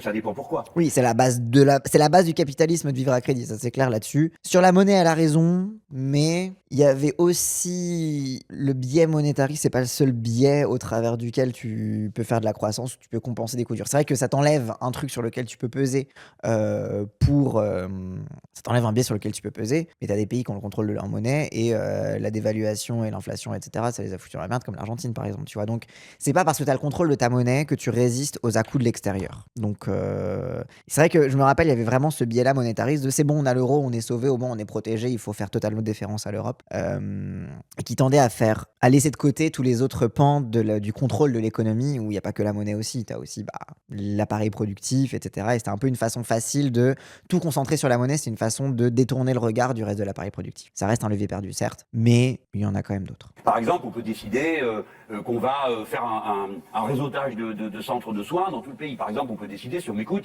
de mettre tous les camions sur des trains de la frontière nord à la frontière sud. Bon, ça, tout ça, on s'endette, c'est normal. Mais Oui, mais pas faire payer actuellement, à la une dette- génération des choses qui vont durer pendant 30, 40, 50 ans. Jean-Luc Donc, il y a dette Mélenchon, et dette. la dette française, c'est du déficit primaire, c'est-à-dire que c'est de la dette pour payer les dépenses courantes, les fonctionnaires, les choses comme ça. C'est Très bien. pas de l'investissement. Donc, C'est tout le problème. donc, Bah, dans ce cas, on prend l'argent chez les riches. Encore une fois, tu vois, l'appareil productif, la répartition des richesses, leur redistribution s'il y en a trop d'un côté. Enfin voilà, quoi, c'est l'appareil productif. C'est l'autre levier de contrôle de l'économie et de la dette. C'est bah, on fait en sorte que l'argent s'accumule pas quelque part et qu'il soit pas perdu, quoi, peut-être. Les camions sur les trains, il était matrixé par ça. Oui, de fou. Bah, c'est le fret ferroviaire, quoi. Mais ça, moi, j'aime bien aussi sa façon de parler des choses de façon assez simple. C'est vraiment, il a pas dit revaloriser le fret ferroviaire, il a dit mettre des camions sur des trains. Voilà. C'était aussi, c'est vrai qu'il a toujours eu ce langage simple, mais pas simpliste pour parler des choses aussi, quoi. Pas juste du fret, c'est du ferroutage, c'est vraiment des camions sur les trains. Ah ouais, c'est vraiment les camions sur les trains. Ah ok. Incroyable. La France, donc, n'arrive pas à équilibrer le budget de ses dépenses courantes. Vous avez deux solutions. Réduire les dépenses ou augmenter les recettes. Vous ne pouvez pas faire ça dans votre boulot, c'est pas vous qui choisissez votre paye. Mais l'État, oui, il peut, lui. C'est lui qui fixe les impôts, c'est lui qui fixe le niveau des prélèvements. Or, qu'a-t-on fait pendant toutes ces années? Parce que c'est quand même terrible, on dit aux gens, la France a vécu au-dessus de ses moyens. C'est qui a vécu au-dessus de ses moyens ici? Personne. Personne, d'accord? C'est une histoire, ça, c'est pour culpabiliser les gens. Qu'est-ce qu'on a fait pendant les 15 dernières années? On a méthodiquement appauvri l'État. C'est-à-dire qu'on a diminué la contribution de ceux qui pouvaient le plus contribuer, les très grandes entreprises du CAC 40. Chaque fois qu'on en parle, on nous sort la petite PME du coin, comme chez les paysans, on met les petits paysans devant et les gros sont derrière, ils attendent tranquillement que ça se passe. Oui, c'est toujours comme ça. c'est vrai, mais... Ensuite, quand on parle des impôts, on s'en va chercher monsieur ou madame Schmulblu dans un coin, que ça étrangle. Et C'est où Madame Schmulblu? pendant ce temps, les autres. Oui, et là, on en est toujours là. C'est vraiment, c'est fou, hein. Comme quoi, vraiment, ça s'est pas démodé, hein, franchement. Mais beaucoup d'interviews sur On n'est pas couché sont vraiment pas démodées. Oh, il n'y a pas assez de sous, donc faut couper. Faut couper. Alors on coupe des écoles, des hôpitaux, tout ce qui sert au bien commun, des petites choses de la vie. On ne demande pas. Aujourd'hui, la France est le pays qui taxe le plus les riches des pays de l'Europe. Oui, et ben c'est de vous dire le niveau des autres. Hein. Voilà, ça c'est la bonne réponse. On est les champions de la taxation. Bah ouais, c'est que les autres ils sont vraiment nuls, quoi. Moi j'adore parce qu'en fait c'est vraiment le chauvinisme utilisé à bon escient. C'est vraiment en mode, bah c'est la preuve qu'on est les meilleurs et que les autres c'est vraiment de la merde. Bah, c'est même pas foutu de taxer leurs riches, quoi. Alors que nous, voilà, alors qu'on pourrait encore plus faire mieux, quoi. MDR alors qu'on est le paradis fiscal des grandes fortunes. Oui, c'est vrai que ça fait partie des éléments de langage. Polonie elle était beaucoup. Bah en même temps c'est une éditorialiste. Mais elle a toujours été un peu dans les éléments de langage, ou parfois elle sortait un élément de langage de droite, qui contredisait un petit peu tout ce qu'elle disait avant. Mais après c'est qu'elle a toujours été un peu confuse politiquement, en vrai de vrai. Mais parfois elle lançait un élément de langage de droite comme ça en mode, oh quand même la France c'est le pays qui taxe le plus, et en fait t'oubliais complètement que bah en fait on a tellement de niches fiscales que tout ça a été vidé de son sens. Et encore plus après Hollande et encore plus après Macron. Donc mais oui. Hein. Mais vous avez fait la bonne. C'est très bien ce que vous dites. C'est comme on les taxe pas ailleurs, ben ils viennent ici nous dire, ben si c'est comme ça, on va s'en aller. C'est Eh ben le très problème, bien. on est dans un monde ouvert. Comment on fait? Il y a une solution. Ah, alors laquelle? Mais j'ai même convaincu Sarkozy. Ah bon? Vous vous rappelez pas? Parce que on me dit, qu'est-ce que vous leur dites? Je leur dis au revoir, je suis poli. Ils partent au revoir. Mais quand on est français, on paye. Tout le monde passe à la caisse. Ah oui, ça c'était le truc, oui, je me rappelle. Le truc mais qui est toujours dans le programme. C'est le nombre de trucs qui sont dans le programme, qui sont toujours dans le programme. Ça fait longtemps quand même qu'on défend ça. Mais c'est l'impôt universel, de l'impôt à la nationalité et pas en fonction de là où t'es, quoi. T'es français, tu vas t'établir là-bas, bah, tu continues de payer des impôts parce que t'es quand même français, quoi. Oui, comme les USA, oui, c'est toujours l'argument de dire les États-Unis ils font ça, pourquoi on ferait pas ça nous? Donc on fait ce qu'on appelle une taxation différentielle. Alors quand j'ai dit ça, on dit, oh c'est du communisme et tout, ça rend des ignorants, ça veut rien. Je parle de M. Copé une fois, le malin dans une émission de télé, il m'a dit oui c'est du communisme, j'ai dit écoutez c'est ce qu'ils font aux États-Unis d'Amérique. Donc c'est quand même pas un pays bolchevique là-bas, hein. Bon. Que font-ils? Zuckman le rappelle dans la moitié de ses papiers. Oui, tout ça pour se faire sucer par le PS, bref. Vous partez très bien. Vous déclarez dans le pays où vous êtes, que vous avez gagné votre vie, vous faites votre déclaration d'impôt, vous payez vos impôts sur le revenu. Et puis vous faites envoyer la déclaration au fisc français et il regarde la différence combien vous auriez payé. Je vais vous dire que tout ça n'a rien d'extraordinaire. Comme député européen, je suis astreint à ça. C'est-à-dire, je paye mes impôts à l'Europe et puis ensuite je renvoie tout ça à ma recette là et puis ils me disent ce que je dois leur donner en plus. Voilà. Le fait qu'ils s'en aillent n'est pas un prétexte. Ça, on parle des fortunes personnelles. Ils payent souvent pas au fisc US. Oui, c'est pas parce que le truc existe sur le papier que c'est forcément respecté. Voilà. Mais ça existe. Mais surtout, c'est un truc c'est surtout pour l'évasion fiscale. Tonnerre qui dit j'ai des potes binationaux, ils ont jamais vécu en France, pourquoi ils devraient payer? Déjà, bon, bizarre d'être binational et de jamais fréquenter le pays. Mais par contre, c'est surtout pour l'évasion fiscale. C'est-à-dire que si t'as ton compte, je sais pas, aux îles, je sais pas quoi, et qu'en fait, du coup, t'as payé aucun impôt, bah du coup, la France, elle regarde ce que t'aurais dû payer en différentiel d'impôts, tu vois. Donc en fait, c'est pareil, tu vois. C'est-à-dire que si tu payes déjà des impôts là-bas, la France, elle te dit, bon, bah juste tu mets un petit complément, mais ça va surtout être sur les grosses sommes, hein, ne inquiétez pas. Après, quand on parle des entreprises, c'est une autre question. Pourquoi partent-ils? Parce qu'ils savent qu'ils peuvent revenir. Renault ne construirait pas autant de centres de construction de voitures s'ils n'étaient pas sûrs de pouvoir ramener en France les voitures qu'ils produisent ailleurs pas cher. Mais ça a un temps. Parce qu'à la fin, vous n'avez plus personne pour acheter les voitures en France, vu qu'il n'y a pas de travail et qu'il n'y a pas de paye. Tout ça est absurde. Mais pendant un temps, ils gagnent beaucoup. Savez-vous, quand vous achetez une Renault, sur 5 Renault qu'il y a dans ce pays, il y en a 3 qui viennent de l'extérieur. Donc, si vous laissez cette situation, après, faut pas vous étonner. Dernier élément, vous avez dit tout à l'heure, le monde est ouvert. Après, pour travailler aux impôts, une mise en recouvrement d'un impôt, c'est toujours intéressant, car le jour où ils reviennent, on peut récupérer potentiellement. Oui, c'est ça, c'est que le jour où ils reviennent, tu dis, ah, au fait, tu nous dois tout ça, allez. Mais c'est comme pour les influenceurs à Dubaï, là. C'est la blague de les influenceurs à Dubaï qui voulaient être rapatriés en France quand il y avait les bombardements. Et tout le monde faisait les blagues. Ah putain, tous les inspecteurs des finances publiques qui les attendent de pied ferme au Bourget. Très bien, parfait, tout ça me va très bien. Alors vous avez deux solutions. Vous faites comme les Allemands, ils produisent des choses dans une niche. Les machines-outils et les grosses voitures. Ils vendent aux Chinois. Et ils espèrent que ni les Qui ne vendent du coup plus aux Chinois, puisque maintenant les Chinois les font eux-mêmes. Chinois, ni les Indiens, ni les Brésiliens ne feront pas eux aussi des grosses voitures et des machines-outils. Mais rêve, Et maintenant les Chinois font des grosses voitures et des machines-outils. rêve bonhomme. Ça durera 15 ans.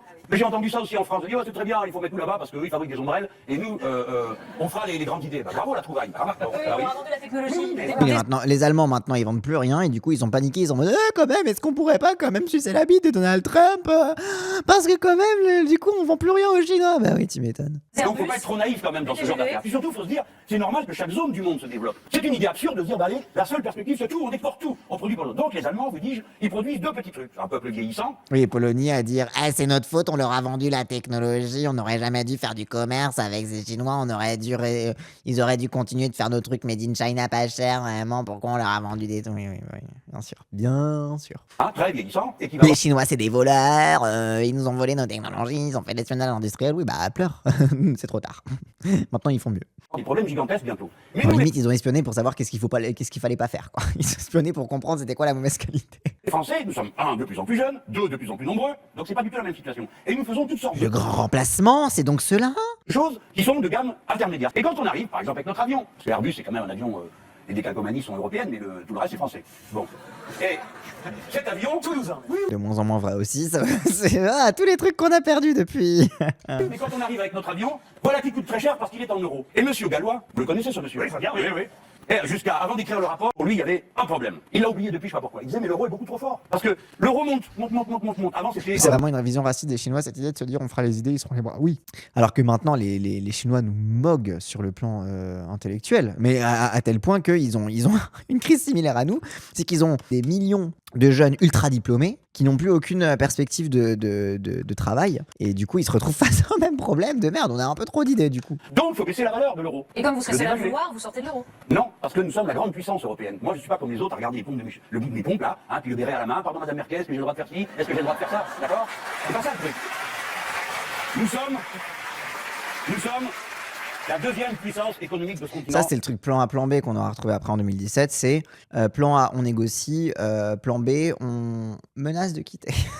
La cinquième du monde. Les Mais il y en a sont les 27. malins. Il y en a 27 et les autres, ils ne suivront pas. Ils sont passés derrière, ils exportent moins que nous. Bref, on arrive et on dit, écoutez, tout ça là, ça va. Garantir les retraites par capitalisation, 15% des Allemands qui vont aller à la retraite, hein, ça va 5 minutes. Maintenant, il faut aussi qu'on s'occupe des jeunes, il faut qu'on s'occupe des gens qui ont besoin de soins, il faut qu'on s'occupe de tout ça. Par conséquent, nous allons décider que la Banque Centrale Européenne, au lieu de protéger comme une folle la valeur d'une monnaie totalement surévaluée uniquement pour servir des rentes à des gens qui ne travaillent plus, Maintenant, ces plans C, on désobéit. Oui, maintenant, c'est on s'en bat les couilles. Bah, après, du coup, tu peux pas te désobéir à la valeur de l'euro. C'est le seul problème. C'est que du coup, ça fait qu'on revient au statu quo de on touche pas à l'euro, on touche pas à sa valeur, on peut pas dévaluer la monnaie, etc., etc.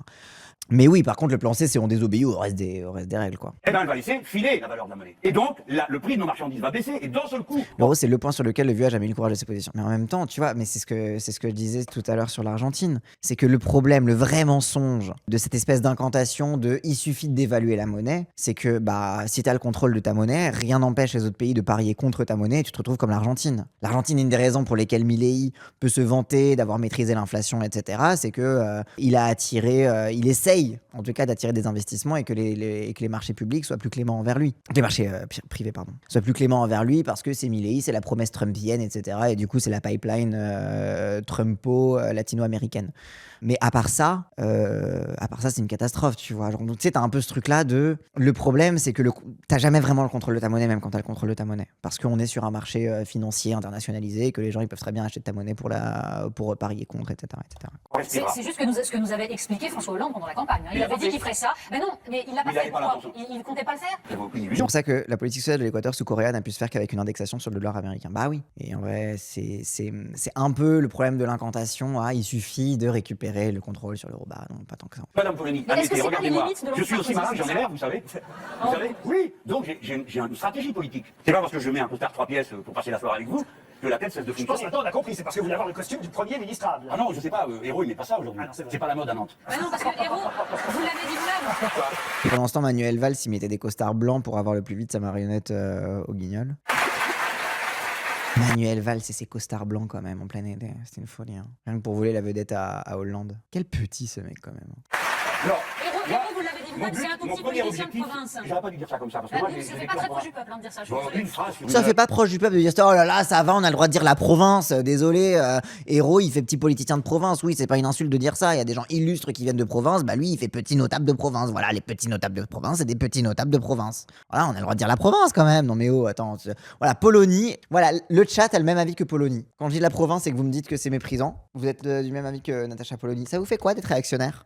En fait, Je voulais suis juste désolée. dire un baron local. Je me suis en la Ah, langue mais c'est pas du accouchée. tout la même chose. Je Non, suis ça, c'est navrée. clair. Ça, c'est Oui, le mais genre de Madame phrase Polony, qui, quand même, c'est concerne pas la- exagéré. Ah là là, arrête, fais pas genre, la grande provinciale outrée que Mélenchon il a dit petit notable de province, ça va. Exagérez Il pas. regrette d'avoir dit ça. Quand on dit, bien sûr, je suis pas content. Voilà. Mais non, j'ai trouvé plus fin.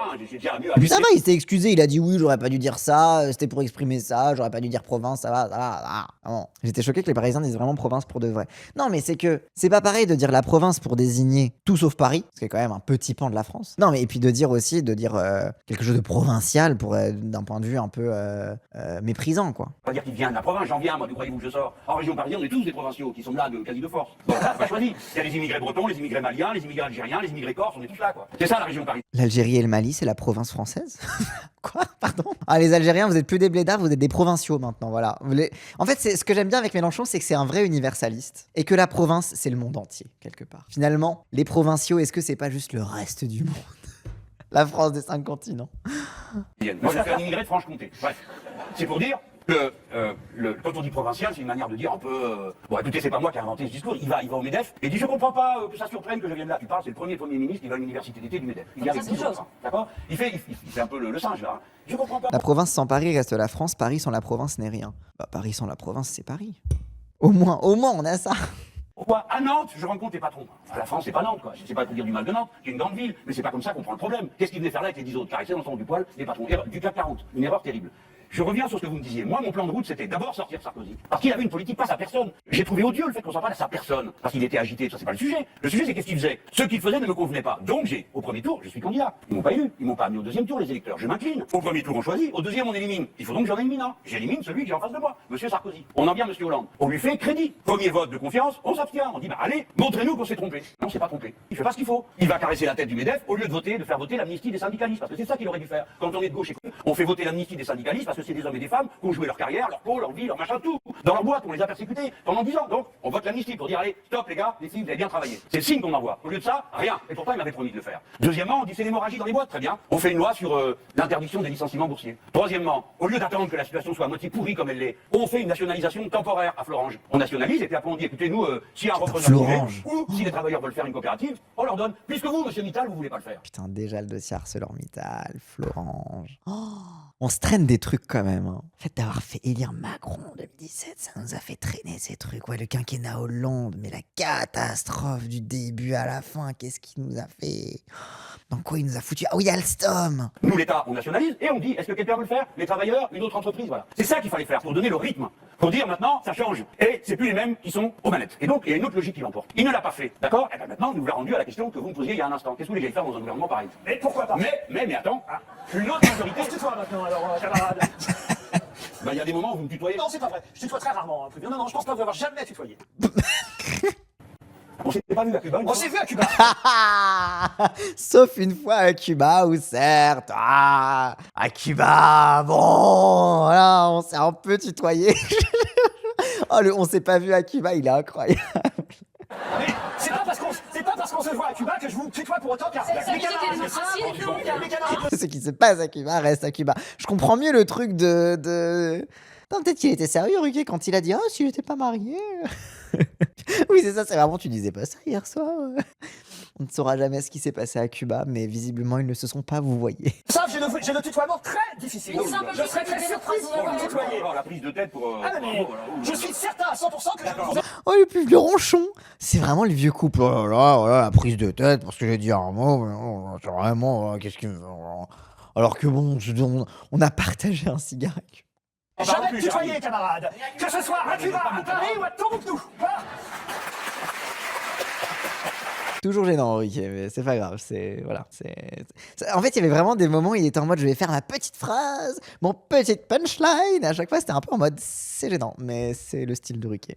J'allais finir. Donc, il est normal que les gens me disent, alors maintenant, qu'est-ce qu'on fait? Parce que moi, je ne leur dis pas, écoutez, je vais... Moi, j'aime bien Ruquier. Il a un côté autiste. Il a un côté un peu autiste, désinhibé, très attachant, je trouve, dans sa façon de faire des blagues. Je me reconnais parfois en lui. Il est un peu létard, en fait. Il est un peu létard, en vrai. Le purée rouge pendant 5 ans. Bon, non, je dis, on peut gouverner autrement. La session vanne de Ruquier au début de son émission. Oui, l'introduction de son émission, il faisait un peu un truc à la Late Show états-unien, où il faisait un peu un stand-up au début, où il commentait l'actualité, etc. Surtout en plus avec la période, on ne demande qu'à en rire, où maintenant qu'il était le juge des autres humoristes, ses blagues à lui, tu les regardais, t'étais en mode « Ah, c'est toi qui juges les humoristes, ok d'accord. » Non mais tu peux avoir un regard de producteur, tout à fait. C'était pas si drôle. Observé que l'écrasante majorité des députés Europe Écologie Les Verts... Oui, les fausses unes de journaux. Mais en vrai, il est un peu létard. Hein. Je pense que létard, il a un avenir, Laurent Ruquier. J'y crois. Un côté, un gros morceau suffisant du Parti Socialiste a voté contre le traité européen. C'est-à-dire qu'ils votent comme nous en disant ça, c'est pas le bon cadre. Donc à partir de là, on peut construire une majorité alternative. Ouais. Et je pense que le gros de la troupe socialiste pourrait se dire si, on va le faire avec eux. Et là, c'est pas forcément moi le Premier ministre, parce que c'est pas nous qui avons le plus gros groupe. C'est intéressant, vous parlez des Verts à l'instant, des écologistes. Ah. J'aimerais qu'on parle de Mélenchon, l'écolo, puisque ça fait partie Ah, l'écologie. Émeric Caron qui interroge Mélenchon sur l'écologie. de vos évolutions dans votre parcours récent. Et d'ailleurs, je signale que vous lancez le 1er décembre prochain à l'espace Reuilly les assises pour l'écosocialisme. C'est bien ça? Oui. Et il y aura d'ailleurs un livre qui va sortir, La règle verte pour l'écosocialisme. C'est le 1er décembre que vous publierez ce livre, donc signé Jean-Jacques Mélenchon. Vous savez, toute la campagne présidentielle, puisque vous l'avez remarqué, j'ai développé des idées, des enchaînements d'idées.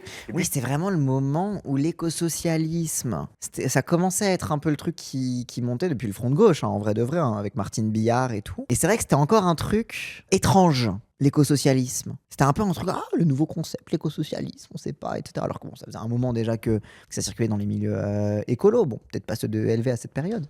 Mais oui. Comme la campagne est finie, on a l'impression que tout passe à la poubelle. Mais non, j'ai bossé pendant Vous prenez la 3 heures. tête Il y a du travail. de la mobilisation contre l'aéroport Notre-Dame-des-Landes. Voilà, j'ai tout vu. De toute façon, quand vous êtes là, tout de suite, c'est vous qu'on remarque en premier, on sait pas pourquoi. Vous avez aidé Madame Eva Joly à... Peut-être parce qu'il est trop fort, quoi. Voilà, peut-être parce que dès que Mélenchon va quelque part, juste il est trop fort, quoi. Désolé, voilà. Désolé s'il a volé la vedette à Eva Joly à Notre-Dame-des-Landes. C'est qu'il a la classe, en fait. Voilà, c'est tout. C'est notre vieux, quoi. Voilà. C'est Laura Farming. Le vieux n'a jamais cessé Laura Farming. Madame Eva Joly a facturé des portes J'y là-bas. étais pas, non. Alors, La direction du parti m'a dit faut pas que tu y ailles. Alors, est-ce que vous pouvez Discipliné, nous donner un petit c'est quand même génial de voir Eva Joly fracturer la porte d'une maison. Oui, c'est vrai que c'est quand même extraordinaire. Mais Beauvais m'avait prévenu, on avait discuté de ça au Parlement européen, et moi j'avais dit, je vais bien venir avec toi, tout ça. Oui, viens. Et puis après, les camarades m'ont dit, non, tu vas pas casser des portes, ça va, t'en as assez fait comme ça, t'iras sagement comme tout le monde. Et donc je suis allé faire la manif. En ce qui concerne l'écologie, c'est une prise de conscience un petit peu tardive. Vous êtes anti-nucléaire, vous voulez qu'on passe au... Comment ça tardive? Mais attends, mais t'as quel âge, Caron? Comment ça tardive? C'est bon, toi t'es tout jeune, etc. Lui ça va, il a eu le temps de vivre, quoi, voilà. Vous avez une position assez bizarre sur le nucléaire, parce que vous nous dites à la fois que vous personnellement vous êtes contre, vous êtes un petit peu embêté parce que beaucoup de camarades autour de vous sont plutôt pour le nucléaire, Notamment au les PCF. communistes notamment. Alors vous dites une chose un peu étrange, vous dites parce que sur le nucléaire, il faudrait faire un référendum. Et ça, je ne comprends pas sur cette question. Alors, C'est marrant parce que du coup, l'excuse du référendum sur le nucléaire, alors à l'époque, évidemment, c'était pour contenter le PCF au front de gauche, mais finalement, c'est un peu resté en mode oui, bon, si vous n'êtes pas d'accord, c'est bon, on fera un référendum et tant pis, quoi. Oui, la méta-réf. Mais du coup, c'est vraiment, ça n'a pas bougé, quoi. Tous les Français, toutes les familles politiques sont traversées par des pros et des antis. C'est comme ça. Vous avez des gens de droite qui sont contre le nucléaire, des gens de droite qui sont pour le nucléaire. Vous avez des gens de gauche qui sont pour, des gens qui sont contre. C'est pas moi qui ai choisi cette situation. Donc à un moment donné, c'est compliqué, on n'est pas tous du même avis. Qu'est-ce que vous voulez qu'on fasse? On vote. La démocratie, c'est pas... Et j'adore parce qu'il le dit avec le même ton aujourd'hui. Mais qu'est-ce que vous voulez qu'on fasse? On vote et puis voilà. Genre, il le dit vraiment du même ton aujourd'hui quand on lui demande sur le nucléaire. C'est fou quand même. À quel point il se répète tout le temps, mais en fait, sur les mêmes points qu'on lui demande pour les mêmes questions, pour les mêmes débats qui sont toujours tranchés. Ouais, c'est lui le répondeur automatique en fait. Quand même incroyable, on parlait de fracturer des portes. On parlerait de fracturer fracturer des portes aujourd'hui par des responsables politiques, ce serait extrême gauche, mais de fou. Alors qu'à l'époque, en plus, Notre-Dame-des-Landes, en gros, pour vous faire l'histoire, pour les gens qui étaient trop jeunes, Notre-Dame-des-Landes, c'est un projet d'aéroport vers Nantes. Il y avait des protestations d'écologistes, notamment contre l'aéroport de Notre-Dame-des-Landes, parce qu'en termes de pollution, en termes et aussi, c'était vraiment représentatif aussi de la disparition progressive du rail au profit de l'aviation, etc., etc. Et donc bref, grosse protestation écologiste, et notamment celle où il y a eu une ZAD pendant des années, qui a tenu pendant des années, c'est la ZAD de Notre-Dame-des-Landes, la zone à défendre, et ça a été vraiment le cœur d'un renouveau finalement de l'écologie radicale aussi dans le champ politique et tout, quoi. Ouais, ça commence à dater, c'est un peu un blueprint des méthodes de ZAD.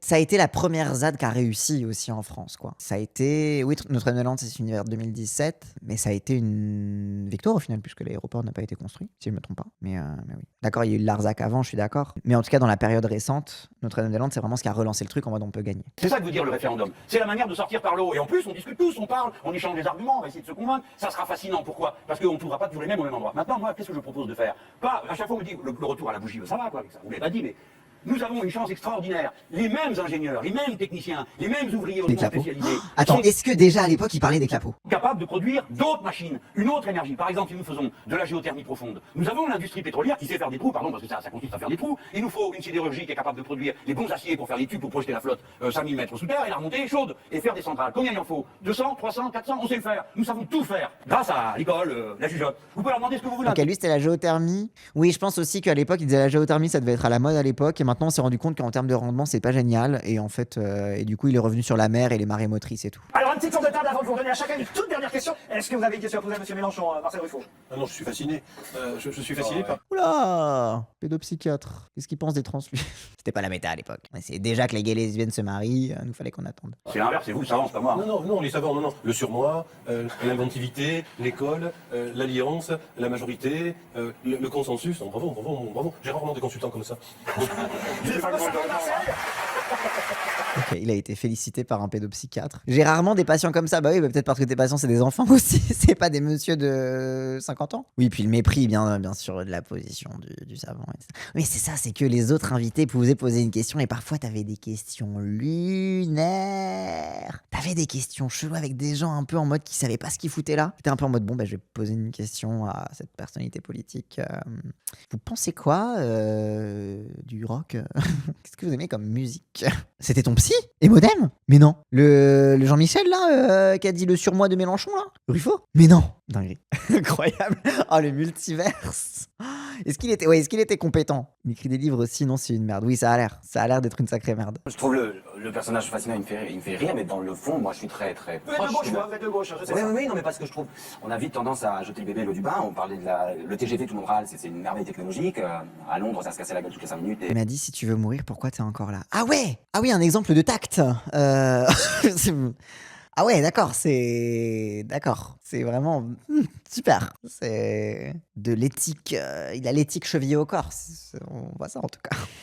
À Londres, ça se cassait la gueule toutes les 5 minutes et ça a été, ils l'ont renationalisé. Donc il y a des choses dans nos pays qui ont du sens. Enfin, dans nos pays qui ont du sens. Donc voilà. Stéphane Rizon, pareil, vous buviez les paroles de Oui, M. absolument. Mélenchon. Je trouve que c'est un orateur hors pair. Et, Stéphane, le fils du nazi d'OSS 117. Oui, c'est exactement lui qui jouait le fils du nazi. c'était un plaisir de l'écouter. Ah, mais c'est le The Voice de la politique. C'est ça, exactement. Vous voulez ma blague? J'ai fait un choc pour me réveiller et me remotiver. J'ai quitté Marseille 3 mois après. Ça t'a motivé à le quitter, à ne plus jamais le revoir.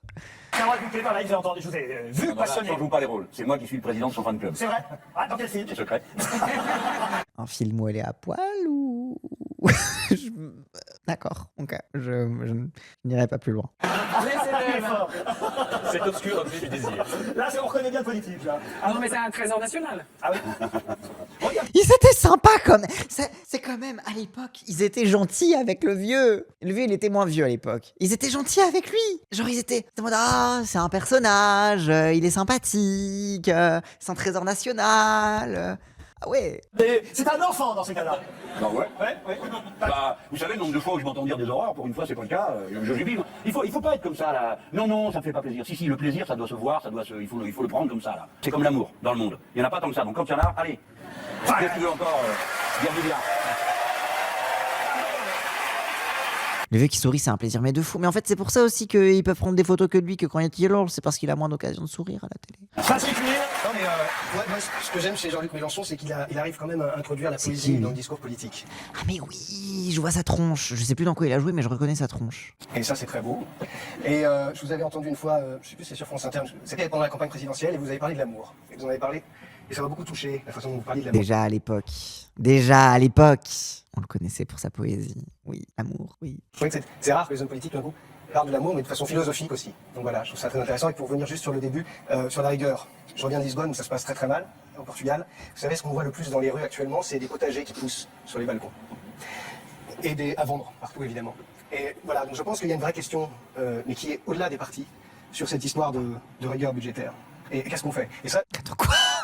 Quel rapport entre les potagers et la rigueur budgétaire? Attends, parce que du coup, le Portugal, ils étaient à fond ils étaient vraiment jusqu'au cou de la crise économique et tout. Genre, parce que moi, je croyais que ça allait être un truc un peu en mode, oui, sur la résilience des gens, sur les façons de résister, de continuer, de survivre. Non, c'est vraiment en mode, ils ont des potagers aux fenêtres, du coup, il faut de la rigueur budgétaire. D'accord, un jour, bon voilà, j'aimerais discuter de ça et répondre, comment on peut faire pour effacer cette dette? Est-ce que c'est possible de dire, c'est juste ça? Je me tue à le dire seulement, il y a un rouleau compresseur qui est là en face de nous. On peut faire autrement. Et je vais vous dire une chose.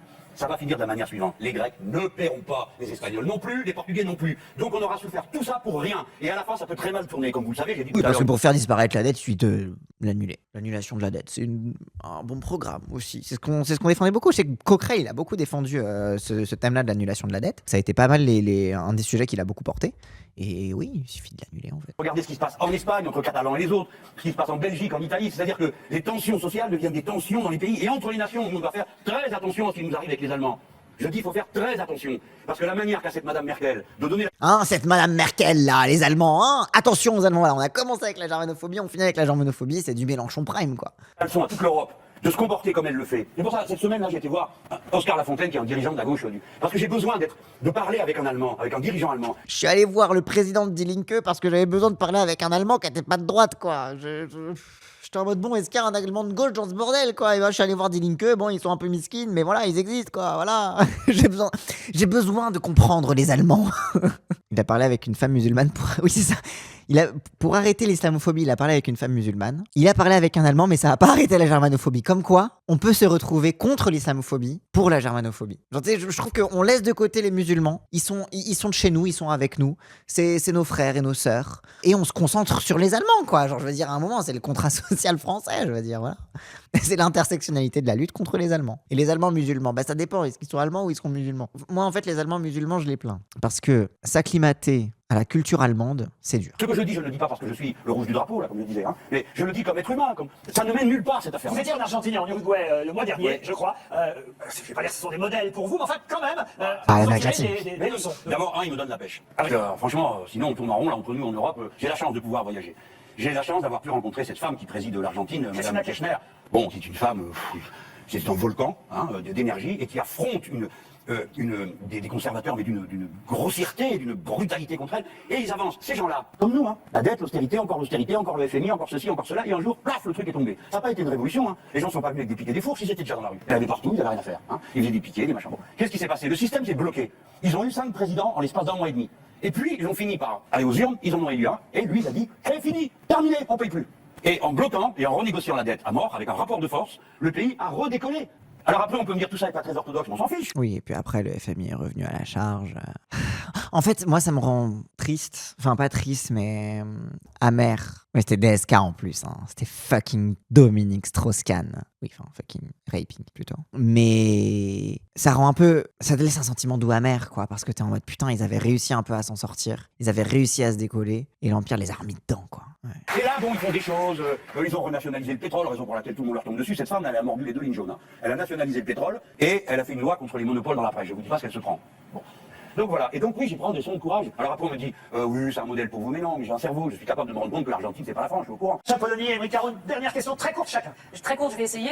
On vous disait que vous étiez le The Voice de la politique, oui, sauf que vous n'avez pas gagné. Et à Hénin-Beaumont, Vous me torturez, là. on attend de savoir si justement ça va se rejouer. Mais en attendant. Ah oui, de il y savoir. avait eu l'élection à Hénin-Beaumont, il y avait eu du bourrage d'urne chelou, du mec du PS qui a gagné, il y a eu un recours au Conseil d'État. Au Conseil d'État, oui, c'est ça, oui. Enfin bref, il y a eu un recours pour l'annulation de l'élection. Au final, je crois que l'élection n'a pas été annulée. Mais ça avait été un traumatisme pour lui, Hénin-Beaumont. Parce qu'en gros, donc 2012, il se présente à la présidentielle, il perd la présidentielle, et ensuite, pour la législative, il se présente à Hénin-Beaumont contre Marine Le Pen, enfin, dans le fief de Marine Le Pen.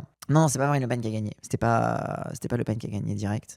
C'était, non, Tournelis à l'époque, elle a fait campagne. Elle faisait campagne pour les écolos, contre Le Pen, mais contre aussi Mélenchon et le PS. Et bon, globalement, elle s'est vertuée à taper plus sur Mélenchon qu'à taper sur Marine Le Pen aussi. Ça, c'est ce que te diront les gens. Oui, il y a eu des faux tracts ultra-islamophones. Bref, atroces dans cette campagne d'Hénin-Beaumont. Et ça avait été un gros traumatisme. Je me rappelle, j'ai fait campagne avec des gens qui ont connu la campagne d'Hénin-Beaumont.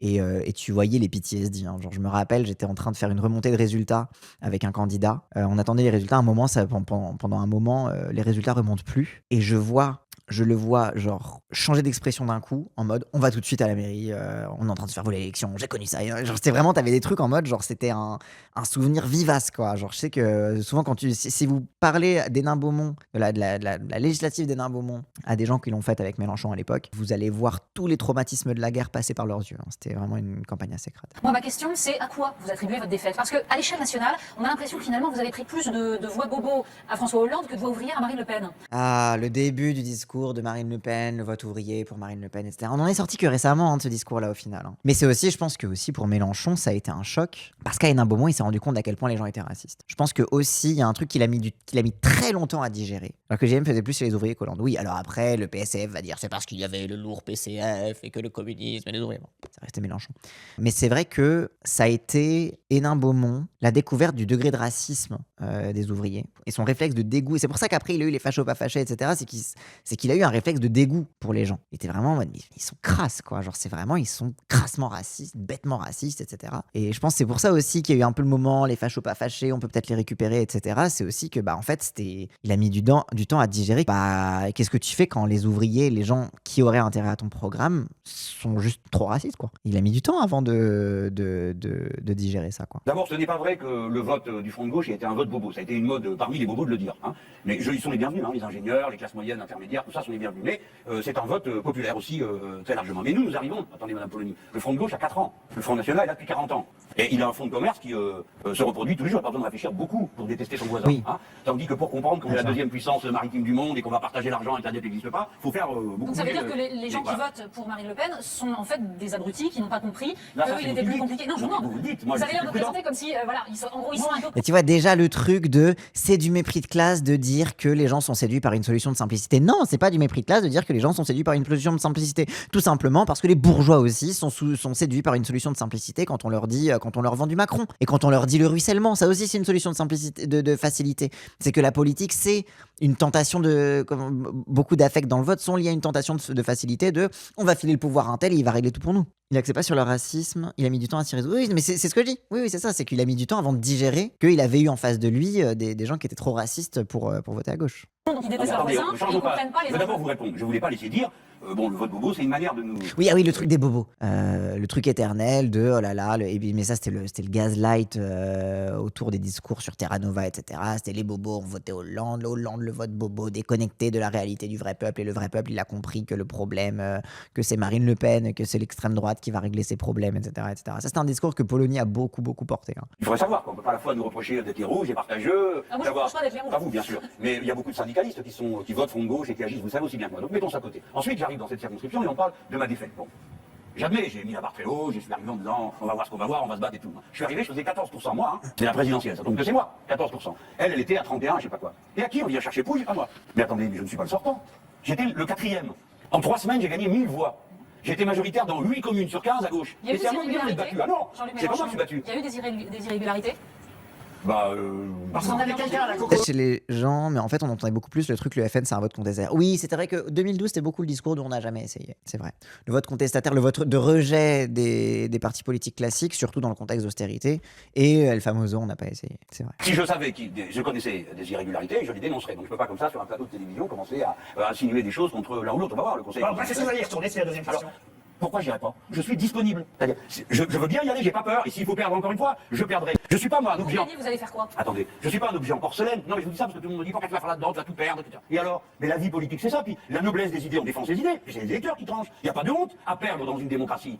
Il n'y a pas de honte. Comme il n'y a pas de honte à gagner quand même non plus. Bon, bref, moi je me soumets à ça. Et puis après, je vais vous dire le dernier mot, c'est que c'est localement qui décide. C'est comme ça. C'est pas moi qui vais dire, je viens. Alors les gars du coin vont dire, ah ben écoute, peut-être qu'il y en a un autre meilleur. S'il y en a un autre meilleur, un autre meilleur. Vous êtes disponible, comme pour Matignon. Émeric Caron. Non, Matignon, il va falloir y aller en force. Hein. Émeric, dernière question. Je vais vous poser une question sur votre rapport plutôt ambigu aux médias et aux journalistes.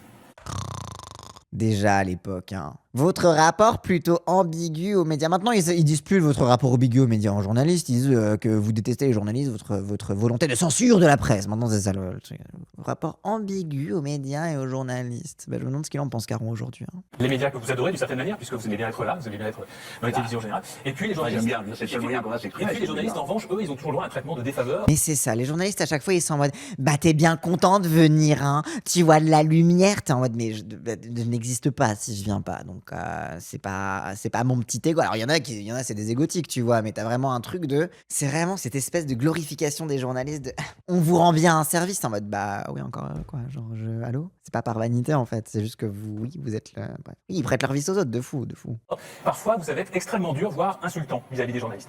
J'ai des mots que j'ai relevés sur France Inter quand vous y allez, vous parlez aux journalistes de sa fichue radio. Déjà à l'époque, on lui faisait le catalogue de oh là, t'as parlé un peu trop fort. Tu as dit sa fichue radio à propos d'un journaliste de France. Waouh, il a dit sa fichue radio. Waouh. Quelle insulte! C'est vraiment... Le mois de 2026 est choqué. Qui oserait dire ça dans le monde médiatique actuel? C'est Cohen qui vous interviewait dans sa C'est matinale. bien Cohen, il est courageux. Voilà. On a défendu en face de Copé qui m'accusait d'être un antisémite, c'est le seul qui l'a fait. Déjà à l'époque, les accusations d'antisémitisme. Mais rappelle qu'à l'époque, les accusations d'antisémitisme, c'est parce qu'il parlait de la finance. Déjà à l'époque. C'était pas sur la Palestine à l'époque. C'était l'argument BHL. Tu parles un peu trop d'économie, c'est antisémite parce que les riches sont juifs ou les juifs sont riches.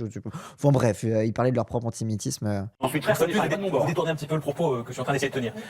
Ensuite, vous avez un étudiant en journalisme. On la connaît maintenant la vidéo avec ce journaliste. Non, mais quand même les mots, je les rappelle juste, parce qu'ils ont un sens quand même. Mon métier pourri, corporation voyeuriste, vendeuse de papier, quand vous recevez les journalistes pour les vœux à la presse, vous leur dites ah, vous êtes sympa d'être là parce que vous êtes vraiment masochiste, etc., etc. Alors, qu'est-ce qui se passe chez vous? Ouais, mais il a le droit de faire une blague sur les journalistes en mode ah, bah, vous êtes masochiste pour venir me voir. Putain, et comme quoi il fait les mêmes blagues depuis toujours.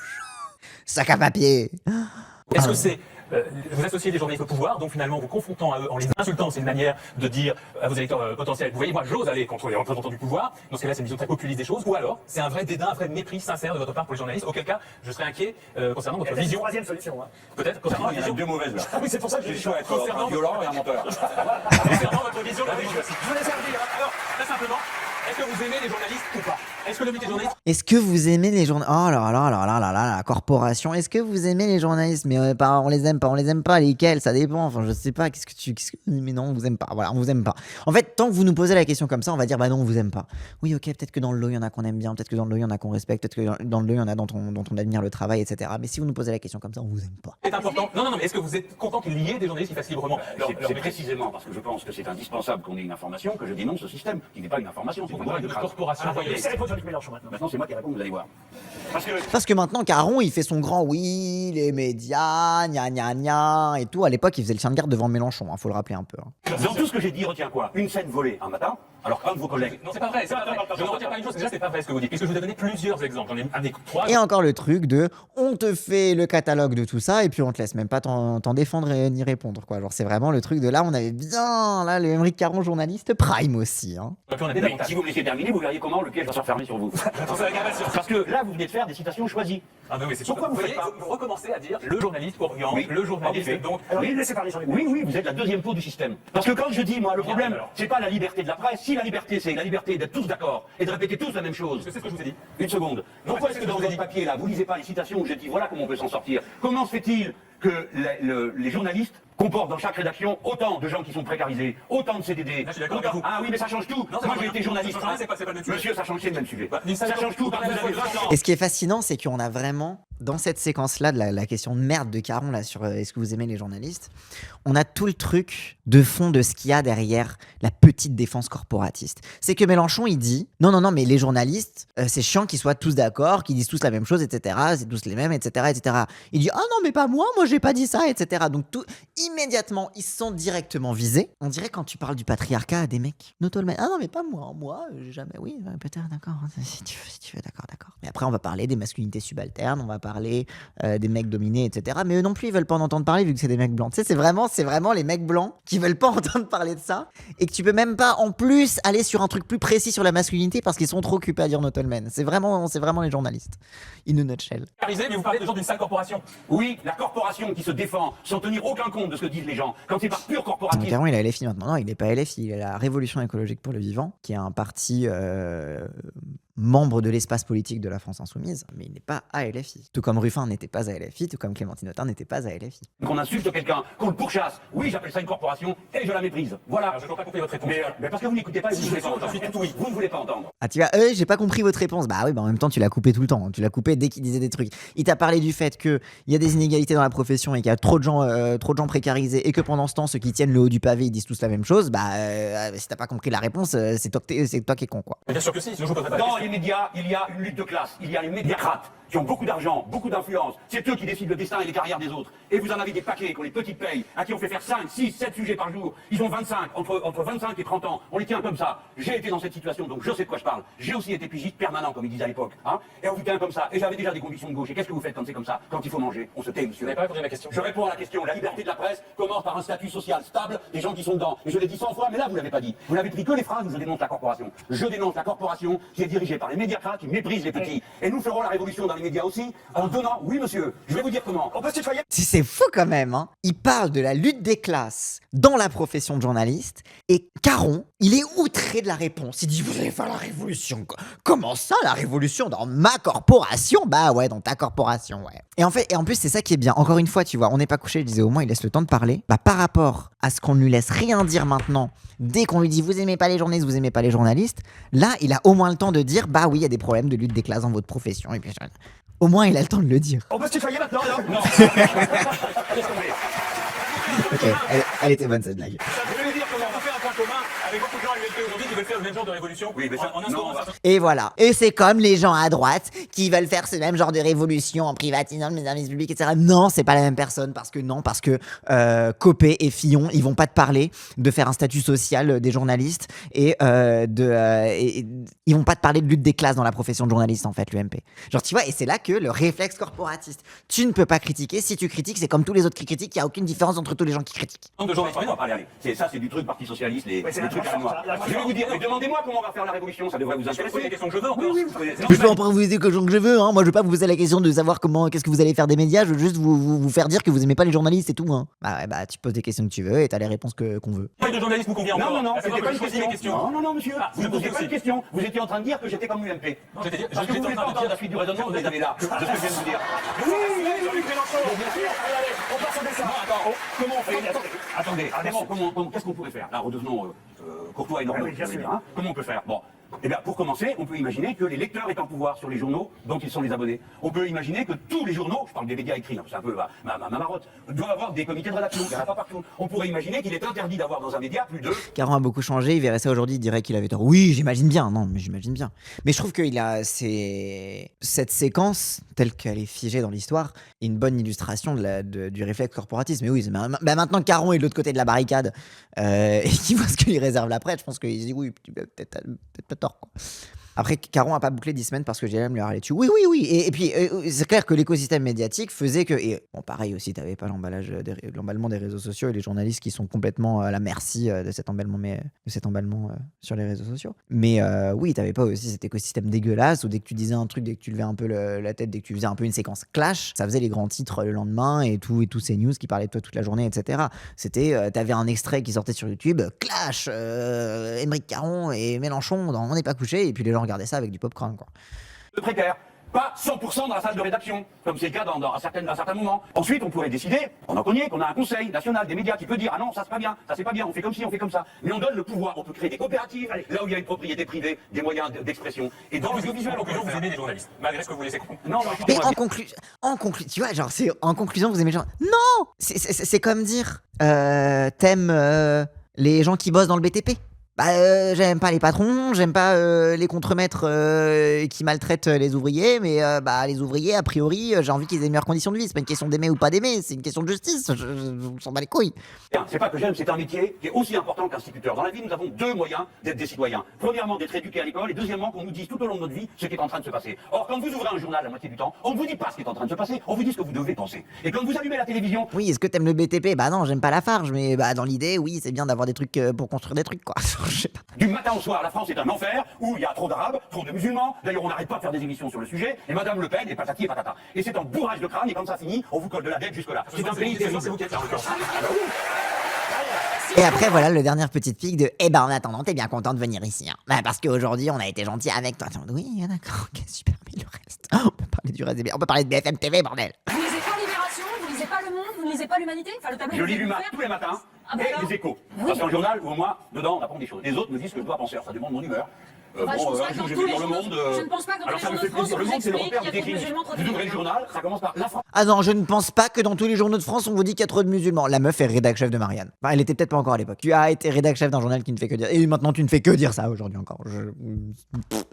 D'accord. On perd encore de son crédit. Encore. Et dedans, boum, boum, boum. On est bon à rien, on est bon à rien. Excellent retour en arrière. Ce serait cool, c'est cool de se faire des petits trucs comme ça un peu régulièrement. On retourne dans le rétro, les vieilles interviews de Mélenchon, comment il a évolué. Et en vrai, on voit que mine de rien, il y a quand même des marottes qui sont toujours les mêmes. Il y a quand même des trucs qui ont évolué. Mais c'est vrai que déjà à l'époque, il a arrêté de dire c'est la faute des musulmans, etc. Même s'il a un peu plus musclé son jeu antiraciste entre temps. Sur l'extrême droite, il a toujours eu un peu cette clairvoyance de ils sont en train de monter. Et ce fameux truc de ce sera eux ou nous, etc. à la fin. Mais pareil, il a beaucoup plus précisé et musclé son jeu. Franchement, c'est intéressant. Hein. Des trucs par exemple qui ont été obsolètes entre temps. Par exemple, quand il parle de la géothermie, alors que maintenant c'est plus les clapots et la mer, etc. Enfin bref, donc c'est genre sur la question de l'énergie, etc. où c'est un peu plus mouvant en fonction aussi des avancées, des modes du moment, etc. Enfin c'est intéressant. Et puis aussi, et c'est ça, exactement tamagotchiste, de voir évoluer le décor autour de lui. Exactement. Aussi de voir. Et je pense que après on n'est pas couché, il y a une certaine constance. Mais l'ambiance 2017 par exemple avec Vanessa Burgraff, je crois que c'était les dernières années dont on n'est pas couché ça. C'était la dernière année, je crois. Après il y a eu Salamé, je crois. Pour moi, le début du macronisme, c'est l'avènement de Salamé et la disparition de Ruquier. C'est quand même médiatiquement c'est intéressant, tu vois. C'est que Macron arrive et Salamé remplace Ruquier. Donc Ruquier qui était un peu plus à gauche quand même. Bon, c'était non plus le prime gauchiste, etc. Mais il votait Mélenchon quand même. Hein. Et Salamé, beaucoup plus. Salamé, c'était plutôt. Salamé, Ruquier commençait à la faire monter progressivement dans ses émissions, dans les émissions produites par Barma, etc. Mais j'ai l'impression. Alors peut-être qu'il y avait. N'est pas couché, Nouvelle Époque, je sais pas. Mais en tout cas, je sais que 2017, pour moi, ça a été un peu le tournant aussi médiatiquement. L'année, c'était Consigny et Angot. Ah ouais? Angot, c'était après Burgraff? Pourquoi dans ma tête, c'était avant? Ok, donc 2018, j'imagine, saison 2018. Il y a eu Caron Salamé à un moment. Oui.